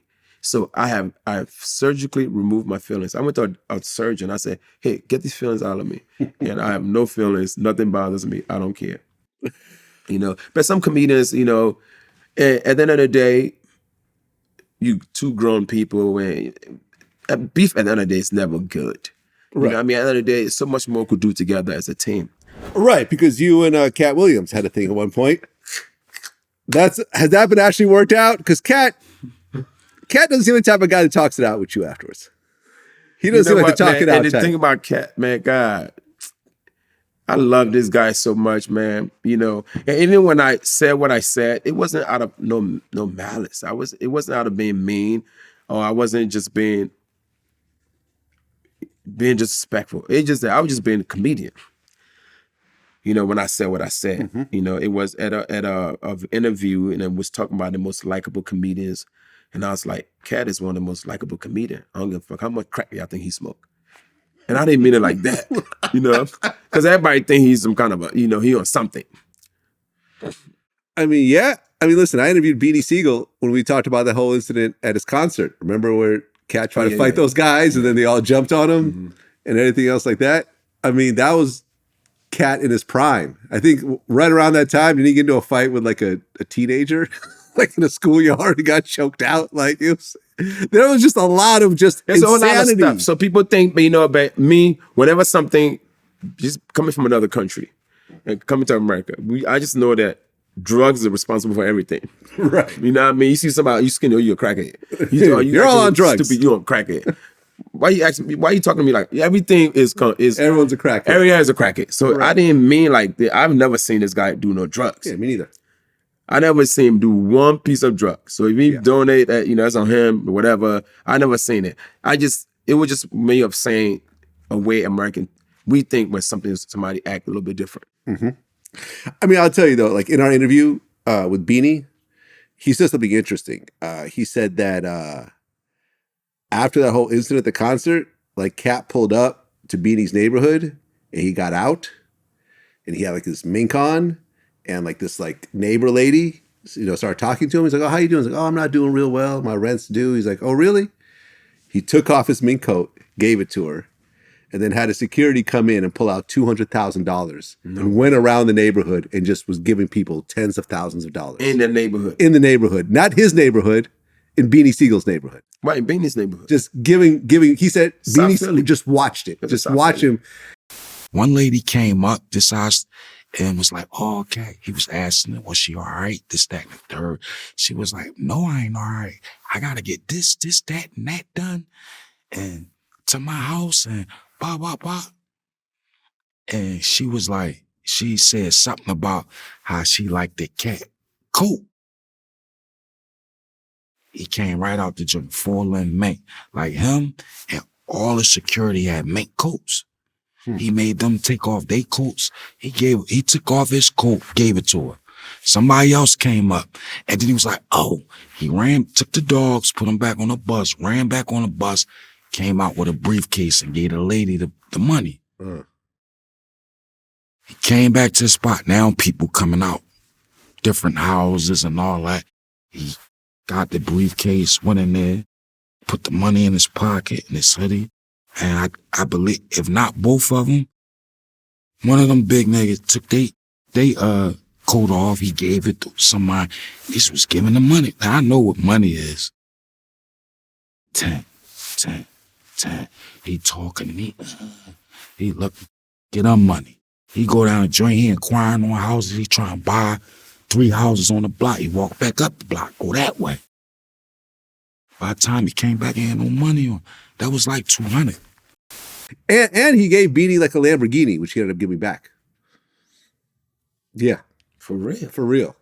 Beanie said this? Yes. Oh, wow. He said after he got jumped. Well, I guess Katt gave him the Lamborghini, and then after the concert where he got jumped, Beanie felt responsible because it was his show, and he felt he should have been, taken care of him more. He gave him the car back because he felt bad. Did he get beat up before the concert or after the concert? I'm so confused. He got beat up at the concert. Oh, at the concert? Yeah. Yeah. Oh, so all this happened before the concert? A bunch of shit. Yeah, it was all like I'm right saying, around the when same time. Did he get the money before the concert? I think after the concert, he gave the money out. After he got beat up. After he got beat up, yeah. Okay. Yeah.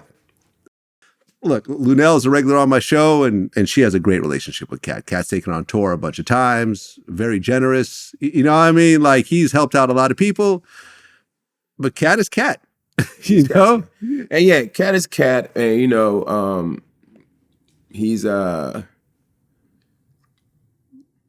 I know he went through a period of time where, you know, I mean, I remember Katt was hot, and there was a point where he had struggled on stage. Yeah. In fact, I remember around that time, I remember a promoter reached out to me, and I booked him on like 3 shows that I had something.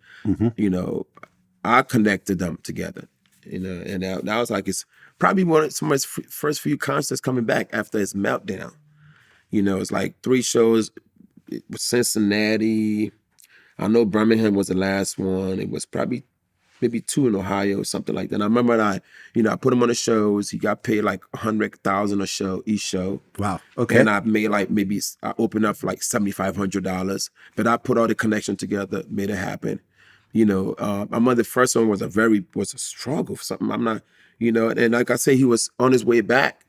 He was trying to come back. And I remember the Cincinnati one, which was his hometown, the show was very bad. You know what I mean? I was there and I witnessed it where he had to like leave early and then get out of there. I'm not sure what I forgot what the second city was. And then Birmingham, by the time he got to Birmingham, he was like, you know, he knew he had to make adjustments. And then a couple of years later, Katt back to like being a great comedian again. And that's what makes this guy so great.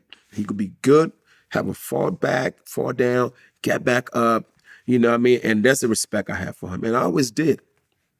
And I felt bad that he kind of took what I said, you know, to like heart, and he really was upset. But I think we made up, because I think what happened was I woke up that, you know, we happened to end up on Wildin' Out together. We ended up on Wildin' Out together, and I'm like, oh God, it's not gonna be good. You know what I mean? Because it's just been online. I think at that time he already saw the interview, and he's like, not fucking with Michael Blackson. And I didn't think I did anything wrong till somebody sent me the interview and I listened to it. I'm like, God damn, that's what it really sounded, you know? And then now I'm about to go and do a show with this guy. I'm like, okay. But the world didn't really know.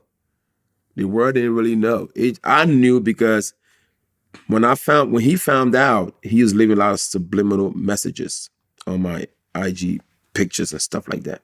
You know, I made a post one time and then he'll make a subliminal message and I'm like, oh, this dude, right? And then we get to Wildin' Out. You know, Wildin' Out is a very fun show. You know, I do a few episodes a year, and whenever I go there, I leave my mark. Like I go and I just funny, do cameo. I don't try to do 8, 10 episodes in a season. I go do 3 or 4 and hit them hard, and then boom, and then I'm out. You know, and this time, Katt was on the other team. I'm on another team. You know, and the cast have no clue.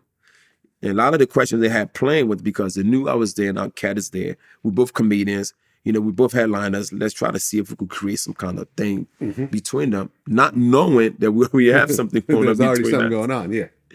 And they asked him questions about, you know, the Friday movie. They said, hey, of all the cast members in the Friday movie, you know, something about Mike, which one could start in something.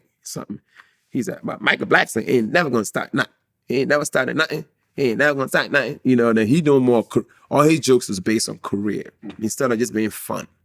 You know what I mean? And at the same time, I'm like, okay, I'm still trying to keep it fun. I don't want to go into career or go into crack and all that extra shit. I don't want to, you know what I mean? I ain't trying to, you know, I'm not too sure on his mentality, and I'm not gonna go out there and get shot.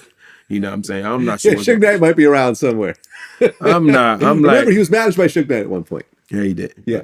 I'm not fucking with Katt like that. I'm gonna keep mine fun. Yeah. You know what I mean? Because at the end of the day, if you think about the whole thing, I came up wrong first. Prior to that interview, Katt was cool. He see me, he showed me love. But I think that interview he was really pissed about what I said. Yeah. You know? It's like another athlete telling people, hey, this athlete does this. You'll believe that. So me saying he's a crackhead, they're gonna tell, oh, Mike's a comedian. He know that Muff smoke crack. You got the inside scoop. He got the scoop. I'm like, I never seen this guy even smoke a cigarette in my life. I mean, do you think that over time you've gone too far with some of your jokes? Like, for example, there was the whole thing where you asked if Martin Luther King had a white side chick. Oh, yeah. In fact, that's what he left a comment on. Oh. There's so what happened was it was Martin Luther King weekend. I was like, and I was doing a lot of research. Somebody sent me something on how, at one point he had a white girlfriend or something. Or he did have a white girl. And I made a joke. I was like, hey man, the best way to get back to the white man is to fuck a white woman. Something like that. I'm not sure that's what I said in my thing. Is that what I said in my post? I'm not sure. I just remember the whole white something side chick. Something he had white side chick. I think but the thing about it is, it's not, I'm not making this up. He talked to a white. Oh, he actually had a white side chick? Yes. I know that he cheated a lot on his wife. I know that. I just didn't know with who. No. You're saying some were white girls? I did some research, and he did a research if Martin Luther King ever did a white girl, or he had been with a white girl. Somebody sent it to me, and I looked it up. I'm like, oh my God, this is true. Then I made a joke out of it. That's what I do. I make a joke out of everything. I think everything is jokeable. If we can make a joke on, anybody, anything is possible. I don't know. There was an article here that's saying that MLK was almost engaged to a woman of a different race. I don't know. All right, man. I whatever, somebody sent me an article, and that's how I got the joke out of it. And then I guess he did have a white girlfriend at one point? Yeah, that's what I meant. Okay. Yeah. But I made it a side chick because I'm allowed side chicks. So I made it into my own word. Right. And then he left a message that said "coon question." I asked a question, and he wrote on it "coon." I'm like, okay, he's mad about this crackhead stuff. And then was more, and then that he almost brought that thing to life because, D.L. Hughley saw that, and put on his page. He commented on it. We talked about that when he was on my show. Who, D.L.? Yeah. Do you feel that was, as a comedian, that's off limits, or do you think that's just anything's comedy? off limits comedian? Okay. So you thought that was a valid joke? I think that whether I like it, I think most of us just tend to judge things on what we like, and if we like it, the validity is associated with what it feels like to us. But our sworn vocation means that we find humor when other people don't, and that extends past our perspective. Okay, right. Then it came up, so he kept going. So I'm like, brought this shit to life, And now I don't want, especially being an African, coming to America, know what my people went through. I don't make it seem like I'm being, insensitive. Insensitive to MLK, probably the greatest black man of all time. Yeah, you could say that. The greatest black man of all time, Martin Luther King. Yeah. Who else would you put up there? Nelson Mandela? Message great. Did you know? Here's the interesting thing about Nelson Mandela, which you may not know about. Because I interviewed Alan Dershowitz, who was actually involved in freeing Nelson Mandela. And at one point, they were working out this deal where there was a bunch of spy exchanges where it was like, okay, we got these spies here, so we're going to let these spies out here, and then we'll, in turn, you guys will let these people out and so forth. And they were basically incorporating the deal to get Mandela out early. And Nelson Mandela said, I'm not a spy. I'm going to sit here in prison until I'm properly let out. I'm not going to get out early through this little loophole because that doesn't personify who I am. So he sat in prison for another 3 years, I think, and then got out. And he did like 27 years.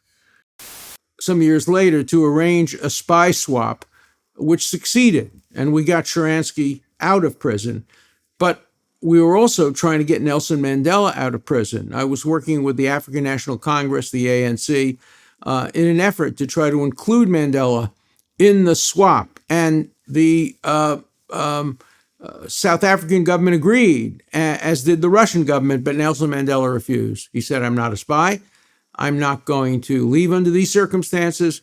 I'm going to wait until the government of South Africa acknowledges they made a mistake and free me, and I will walk out bravely as a free man. And that's what he did. To his credit, he spent an additional couple of years in Robben's Island because he wanted to leave on his terms. And he did. And I was proud to have played a small role in that case. You see what I'm saying? Nelson Mandela was a different type of Yeah, different type of human being. I mean, I see a lot of that in myself. Only because, like I told you, that whole thing. If I could have got my green card sooner if I just went through the marriage way. But I'm like, no, I don't want to. I would take the longer way and fight through it and have to depend on somebody else. Yeah. To make me get my papers early. I see a lot of that in myself. I like, Yeah. So yeah, 100%. I mean, you can't do no respect the man for that. Yeah, absolutely. I mean, you've also said that you'd give Brittany Griner some dick. Yeah, when she get out. Yeah. She's married to a woman.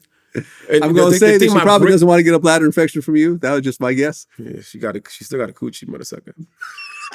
But you know what? Me and Brittany, I'm not all right, okay, we saw each other and we had a conversation. We became friends like first online, I think. Oh, so you actually talked to her? Yes. Okay, I didn't know that. I actually have a phone number. You have her phone number? I have Brittany's phone number. All right, so if things don't work out with the wife, maybe Brittany has a sense of humor. That's what I like about her.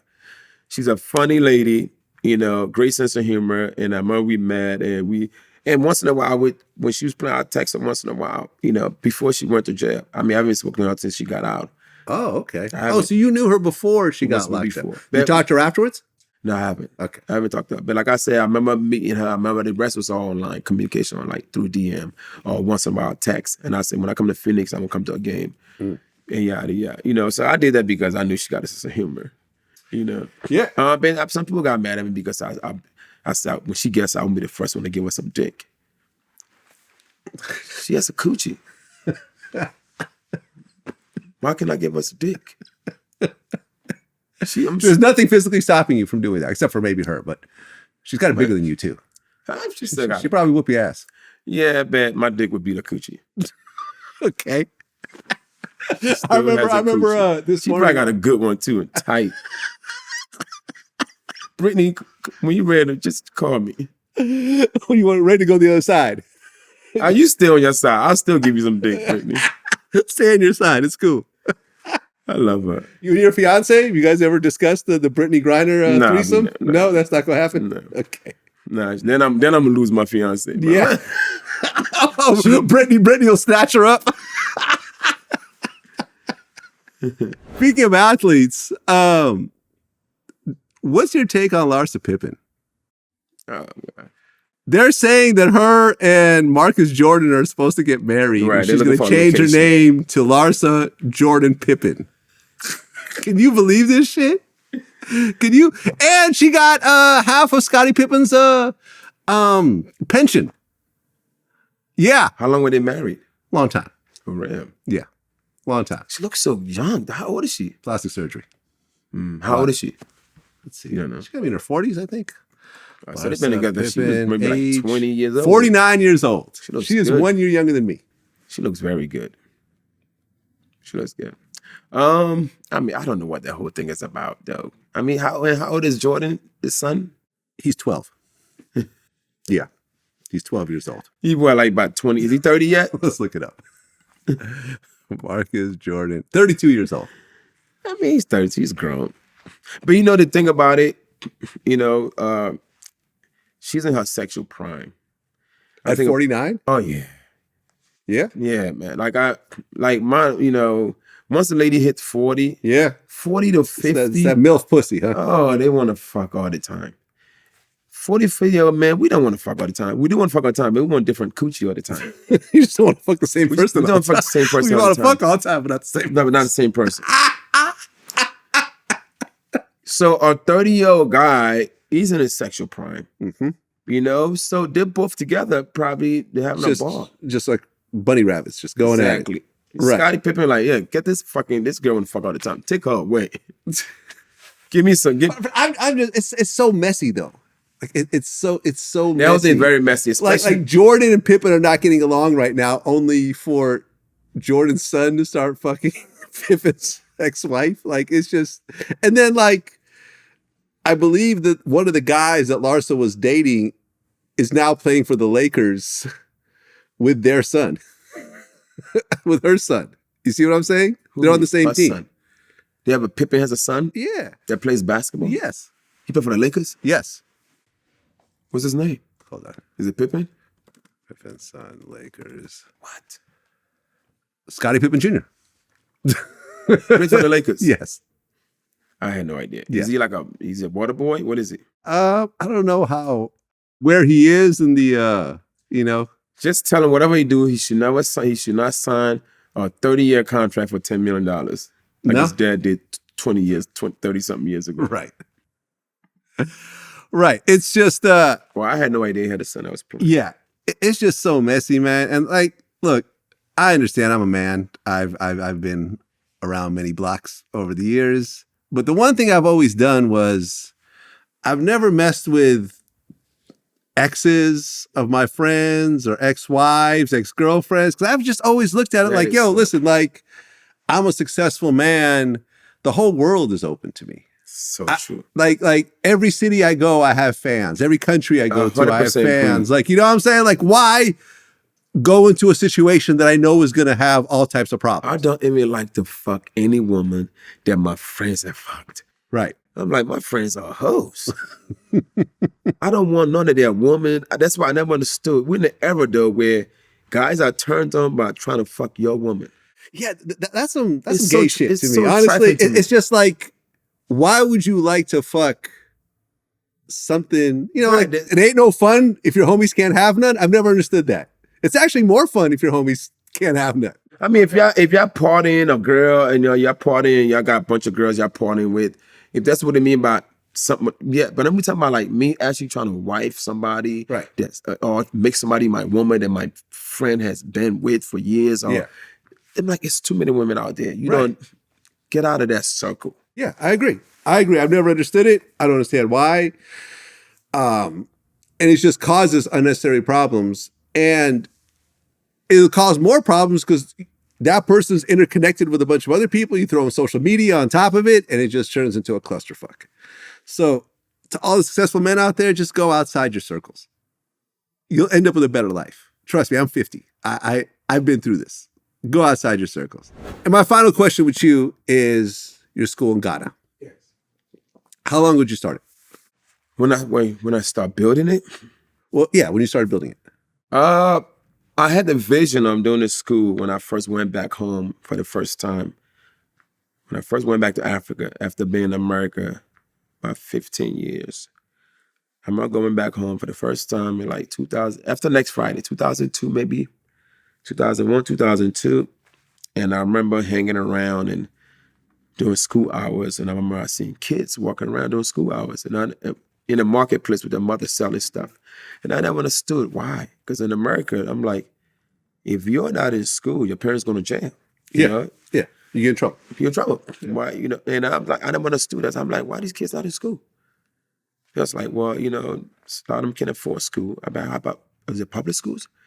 And then back in Africa, public schools are called government schools. And a lot of the time, the schools are overcrowded. And you have to get in at a certain time. If not, there's no room for you. And then you got to go find private schools.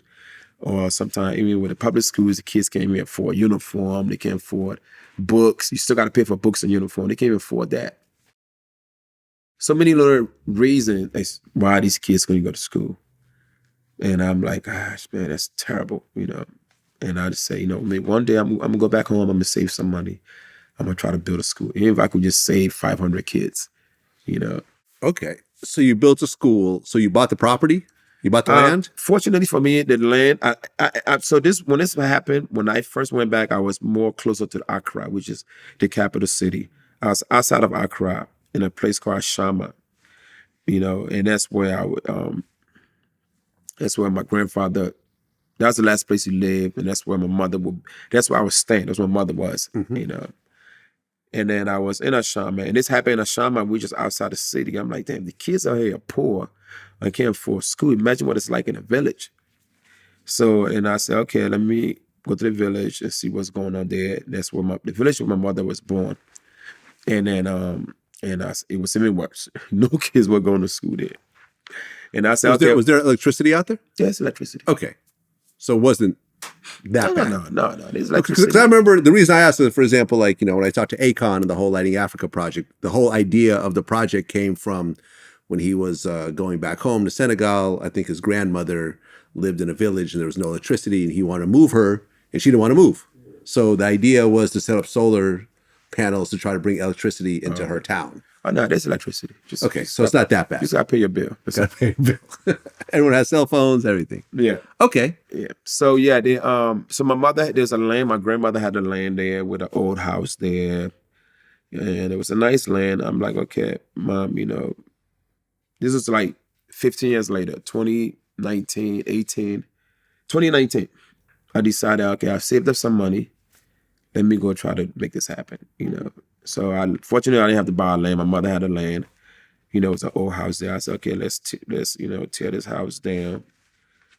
Build a new house here, put the school here, and started the project. And then COVID kind of held us back a little bit, and it was done, finished up December of 21, and January 3rd, I did an opening ceremony of 22. And it's called the Michael Blackson Academy. Michael Blackson Academy. Love it. How many kids? So what I decided to do, because most of the kids there, some have never went to school before at all. So they can't read at all. Some couldn't read at all. Some could. I was advised by an ex-president, John Kufuor, that, hey, if you're going to build a school, there's all this out of your pocket. Don't put too much in yourself. Let the kids grow there. Start them off at a young age, and then every year, let the kids move up and the new kids come in and so forth. What the last president did, which probably helped him win, was he made senior high completely free. Meaning like senior high, meaning 10th, 11th, 12th grade. Okay. So anything prior to that, very expensive. 10, 11, 12. 10, 11, 12 became completely free. Right, but you have to have the skills to Exactly. get, you can't just start school in 10th grade if Hell you can't no. read. So you have to have already So done you all gotta- the schoolwork spend leading up to it. You're Yeah. going to spend a lot of money prior to that. Exactly. So that's why I decided to do kindergarten to 9th grade. Okay, to prepare people for the free school. Oh, I love it. Yeah, so, but he said, I was told, he said, don't throw kindergarten to 9th grade. That's a lot on you. Especially you paying this out of your pocket. Budget it out. So, I was advised to let the kids grow there. So I decided to start from kindergarten to 3rd grade. And then when the 3rd grade moved to 4th, then bring in a new kindergarten and so forth, and let them grow. So my 3rd graders will be my future 9th graders in 5 years or whatever that is, 6 years. I love it, man. So I right love now it. it's 100. It's gonna be 100 kids. Wow. And then every year it'll be like 20 more added. I love it. What's it like to actually walk in that school? Kids go Whenever crazy? they know I'm coming, they always have a little presentation for me. The kids are so beautiful and so smart, and the teachers are doing a great job. Not much. This all that just happened in the last few days. The only obstacle I've had. So I recently hired a new management team to run the school. And then prior, the first guy I hired, he give him a 6 months contract to pretty much hire the teachers, go out there, interview these kids. My goal is to help the kids that cannot afford to go. They're in the village, there are still some people in the village that have good jobs, making decent money, that could afford to go to school. My concentration is on those parents, single parents, disabled parents, kids that just cannot afford a uniform, little things. Those are my focus. Let's get those kids in, And I think that he did the best he could do to get the kids in. And then when his contract was up, 6 months contract was up, I brought a new management team in. And, so this lady has been doing a great job. One thing she did do at times, they'll talk to the kids and talking to kids what their parents do for a living and all of that stuff. And then they're finding out about 25% of the kids, parents really could afford to put them in school. They could afford. They could. They'd rather do it for free. They'd rather do it for free. Right. So, and she did this without my consent, was all those kids that she realized their parents could afford to go to school, wrote on my letter and said, hey, when the school year ends, unfortunately, because mind you, because of the steps that I'm taking to the school, I can only do a few kids at a time. So he's like, well, you're taking the room of a kid that cannot afford this. So it became a big, I just had this phone call today about this incident. Yeah. So she sent a letter out to about 28 parents about the kids. It comes to this, but don't get it wrong. When you're doing anything in a village in Africa, you have to get the chiefs involved, the chiefs' mothers. When I built the school, the day before I opened, or the day when I went to see the chief to get his blessings and introduce myself to him, because I wasn't in it. I didn't get to see him prior to this. I went to meet him, introduced myself to him, met the school board. Like they saw the school being built, but it's sad that nobody really came around to tell them what's going on. And you have to go pay homage to these people. So I did that. I went and met everybody that I needed to meet. You had to break bread. And it's almost like the chiefs, and this thing goes back to history. You know how you got these gangs now in America where if you go to Detroit, you gotta go and what's the word they use? Check in. Gotta go check in. Mm-hmm. You know why that came from Africa? Came from Africa. Checking in goes back. Checking in goes back. Goes back. Okay, really. Back. So if you're gonna go to anywhere and do something, go get them. Got to check in. Go check in with the chiefs. Yeah, and go there with a little envelope. Because a money, little something, check in with them. Go to the police station there, check in with them. Because you're doing something. You want things to go smooth, right? It just gotta grease the wheels. It's that checking in shit goes back to history. So I went and checked in. Yep. Had my 10 envelopes. Checked in with everybody because with everyone. At the end of the day, my biggest concern is the kids. Well, yeah, you're trying to run a business that you're not present. I'm not present on the other side of the world. And running a business, period, is very hard, but you're adding multiple layers of complexity to it. So, yeah. I had to go make sure that everything be good, that if there's an issue, if they call the police, they're there right away because, I make sure everything was good. So I did that. And even so, when this incident just happened, the school manager, she even contacted the chief to let her know what happened. The chiefs agreed that, hey, these guys, and the chiefs agreed with what the management was doing. Me on the other hand, I said to her, and I called her today. I said, listen, at the end of the day, we cannot blame the parent. Any parent won't try to find a way through free anything to save some money. Yeah. If they was able to find a way through the cracks, that's a mistake that we made or whoever did the interview made. Mm-hmm. And then for the kid, my school in that village is like, it's like Beverly Hill High. So every kid is in love with that school. Mm-hmm. You could not go to my school. After you go to my school, you probably don't want to go anywhere else. Mind you, everything's free in that school. Everything from uniform to books. They get good food. Wow. All out of my pocket. All out of your pocket. All out of my pocket. Right. So I'm like, there's a big meeting. The town is having a big meeting tomorrow. I said, go to this meeting tomorrow. I know you sent out these letters, but you didn't get my approval before you did this. Mm-hmm. I need you to go and let them people know that Michael Blackson said, if any parent is willing, the kids are already in the school, the kids are in love with the school, and you cannot detach these kids from it. You can't do that. It's not fair to them. They made friends, they feel at home, they are comfortable.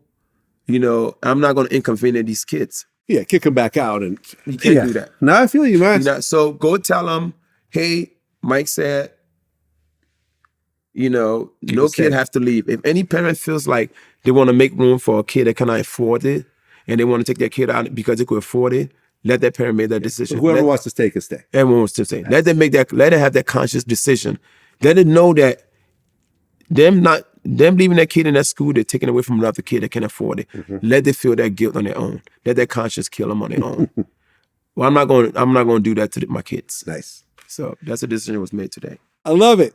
I love it. Michael Blackson, man, it's been 7 years since our last interview. Let's not let another 7 years pass by before our next one, man. Definitely happy for all your success. Thank you. Congrats on all, on your new TV show that you can now promote. Thanks for all the support. I gotta give a shout out to my guy Tyler Perry. Yes. Tyler Perry is one guy that shows so much respect to veterans. You know what I mean? He probably gave everybody he's worked with probably their biggest paychecks. Yeah, I heard that. You know what I'm saying? Shout out to this guy. He respects talent. And I don't know how much he knew about me prior to even, I know I did a cameo in a movie, Nobody's Food, that he directed with Tiffany Haddish. Mm-hmm. Yeah, I did a cameo on that. And then I ran into him again at a Jay-Z fundraiser event in Miami. Yeah, he's raising money for some colleges, I think, something of that nature. And I ran into Tyler again. I'm like, hey, Tyler, I got an idea for a TV show. And he gave me his phone number. He said, give me a call. And I texted him the next day. He said, who's this? I said, it's Mother Sucker, it's me. He said, okay, call this person, call that person, go have a meeting. Just that simple, right? And then here's the funny thing about it. I went there, had a meeting. COVID happened. We didn't hear nothing, and I'm the type, man, I just keep going. I never stop. I don't put my eggs in one basket, and during the pandemic, I was online going crazy. My social media was growing. I was just having fun online on IG. And because of the fun I have in IG, I caught a couple of eyes. Like one of my good friends, Charlie Mack, and also Jamie Foxx, Bentley Evans, all those guys saw Mike is having too much fun. Let's make a show out of this. So we got together, me, Jamie Foxx, Charlie Mack, Bentley Evans. We came up with a show idea, funny ass show idea. We had a Zoom meeting because all you could do back then was a Zoom. Mm-hmm. Had a Zoom meeting with BET. And Jamie Foxx came on the Zoom and hyped me up like I was the greatest comedian alive right now. Yeah. And usually when you pitch a show, you wait a couple of weeks for the results, whatever. 2 hours later, they say it's a go, right? We're doing all the paperwork, ready to go. A week before we're about to go, out of nowhere, Tyler Perry people call. Hey, Mike, hey, man, we have an idea, for a show. We think we're ready to move forward with it. I'm like, God, what am I going to do now? You can't do 2 shows. I had to make a choice. I had to pick or choose. And mind you, even, I chose to go with Tyler and them. And that was even before we even going to talk about what we're going to do or even sign a contract. I just believed them so much that I didn't even want to even question. Once they gave me that call, I'm like, you know what? I'm going to go about a leap of faith. Even though this one is ready to go. I already know what I'm going to make. I'm already excited about it. I'm like, which is something about Tyler Perry. And I just felt much more comfortable going that route. And I'm glad I did. That's what it is. But hopefully they will, these things will come together and then it strike, people, they'll give us what's deserved and then we can move on with life and everybody be happy. That's how we're going to end it. Michael Blackson, always a pleasure. Until next time. Yes, sir. Peace. You mother sucker.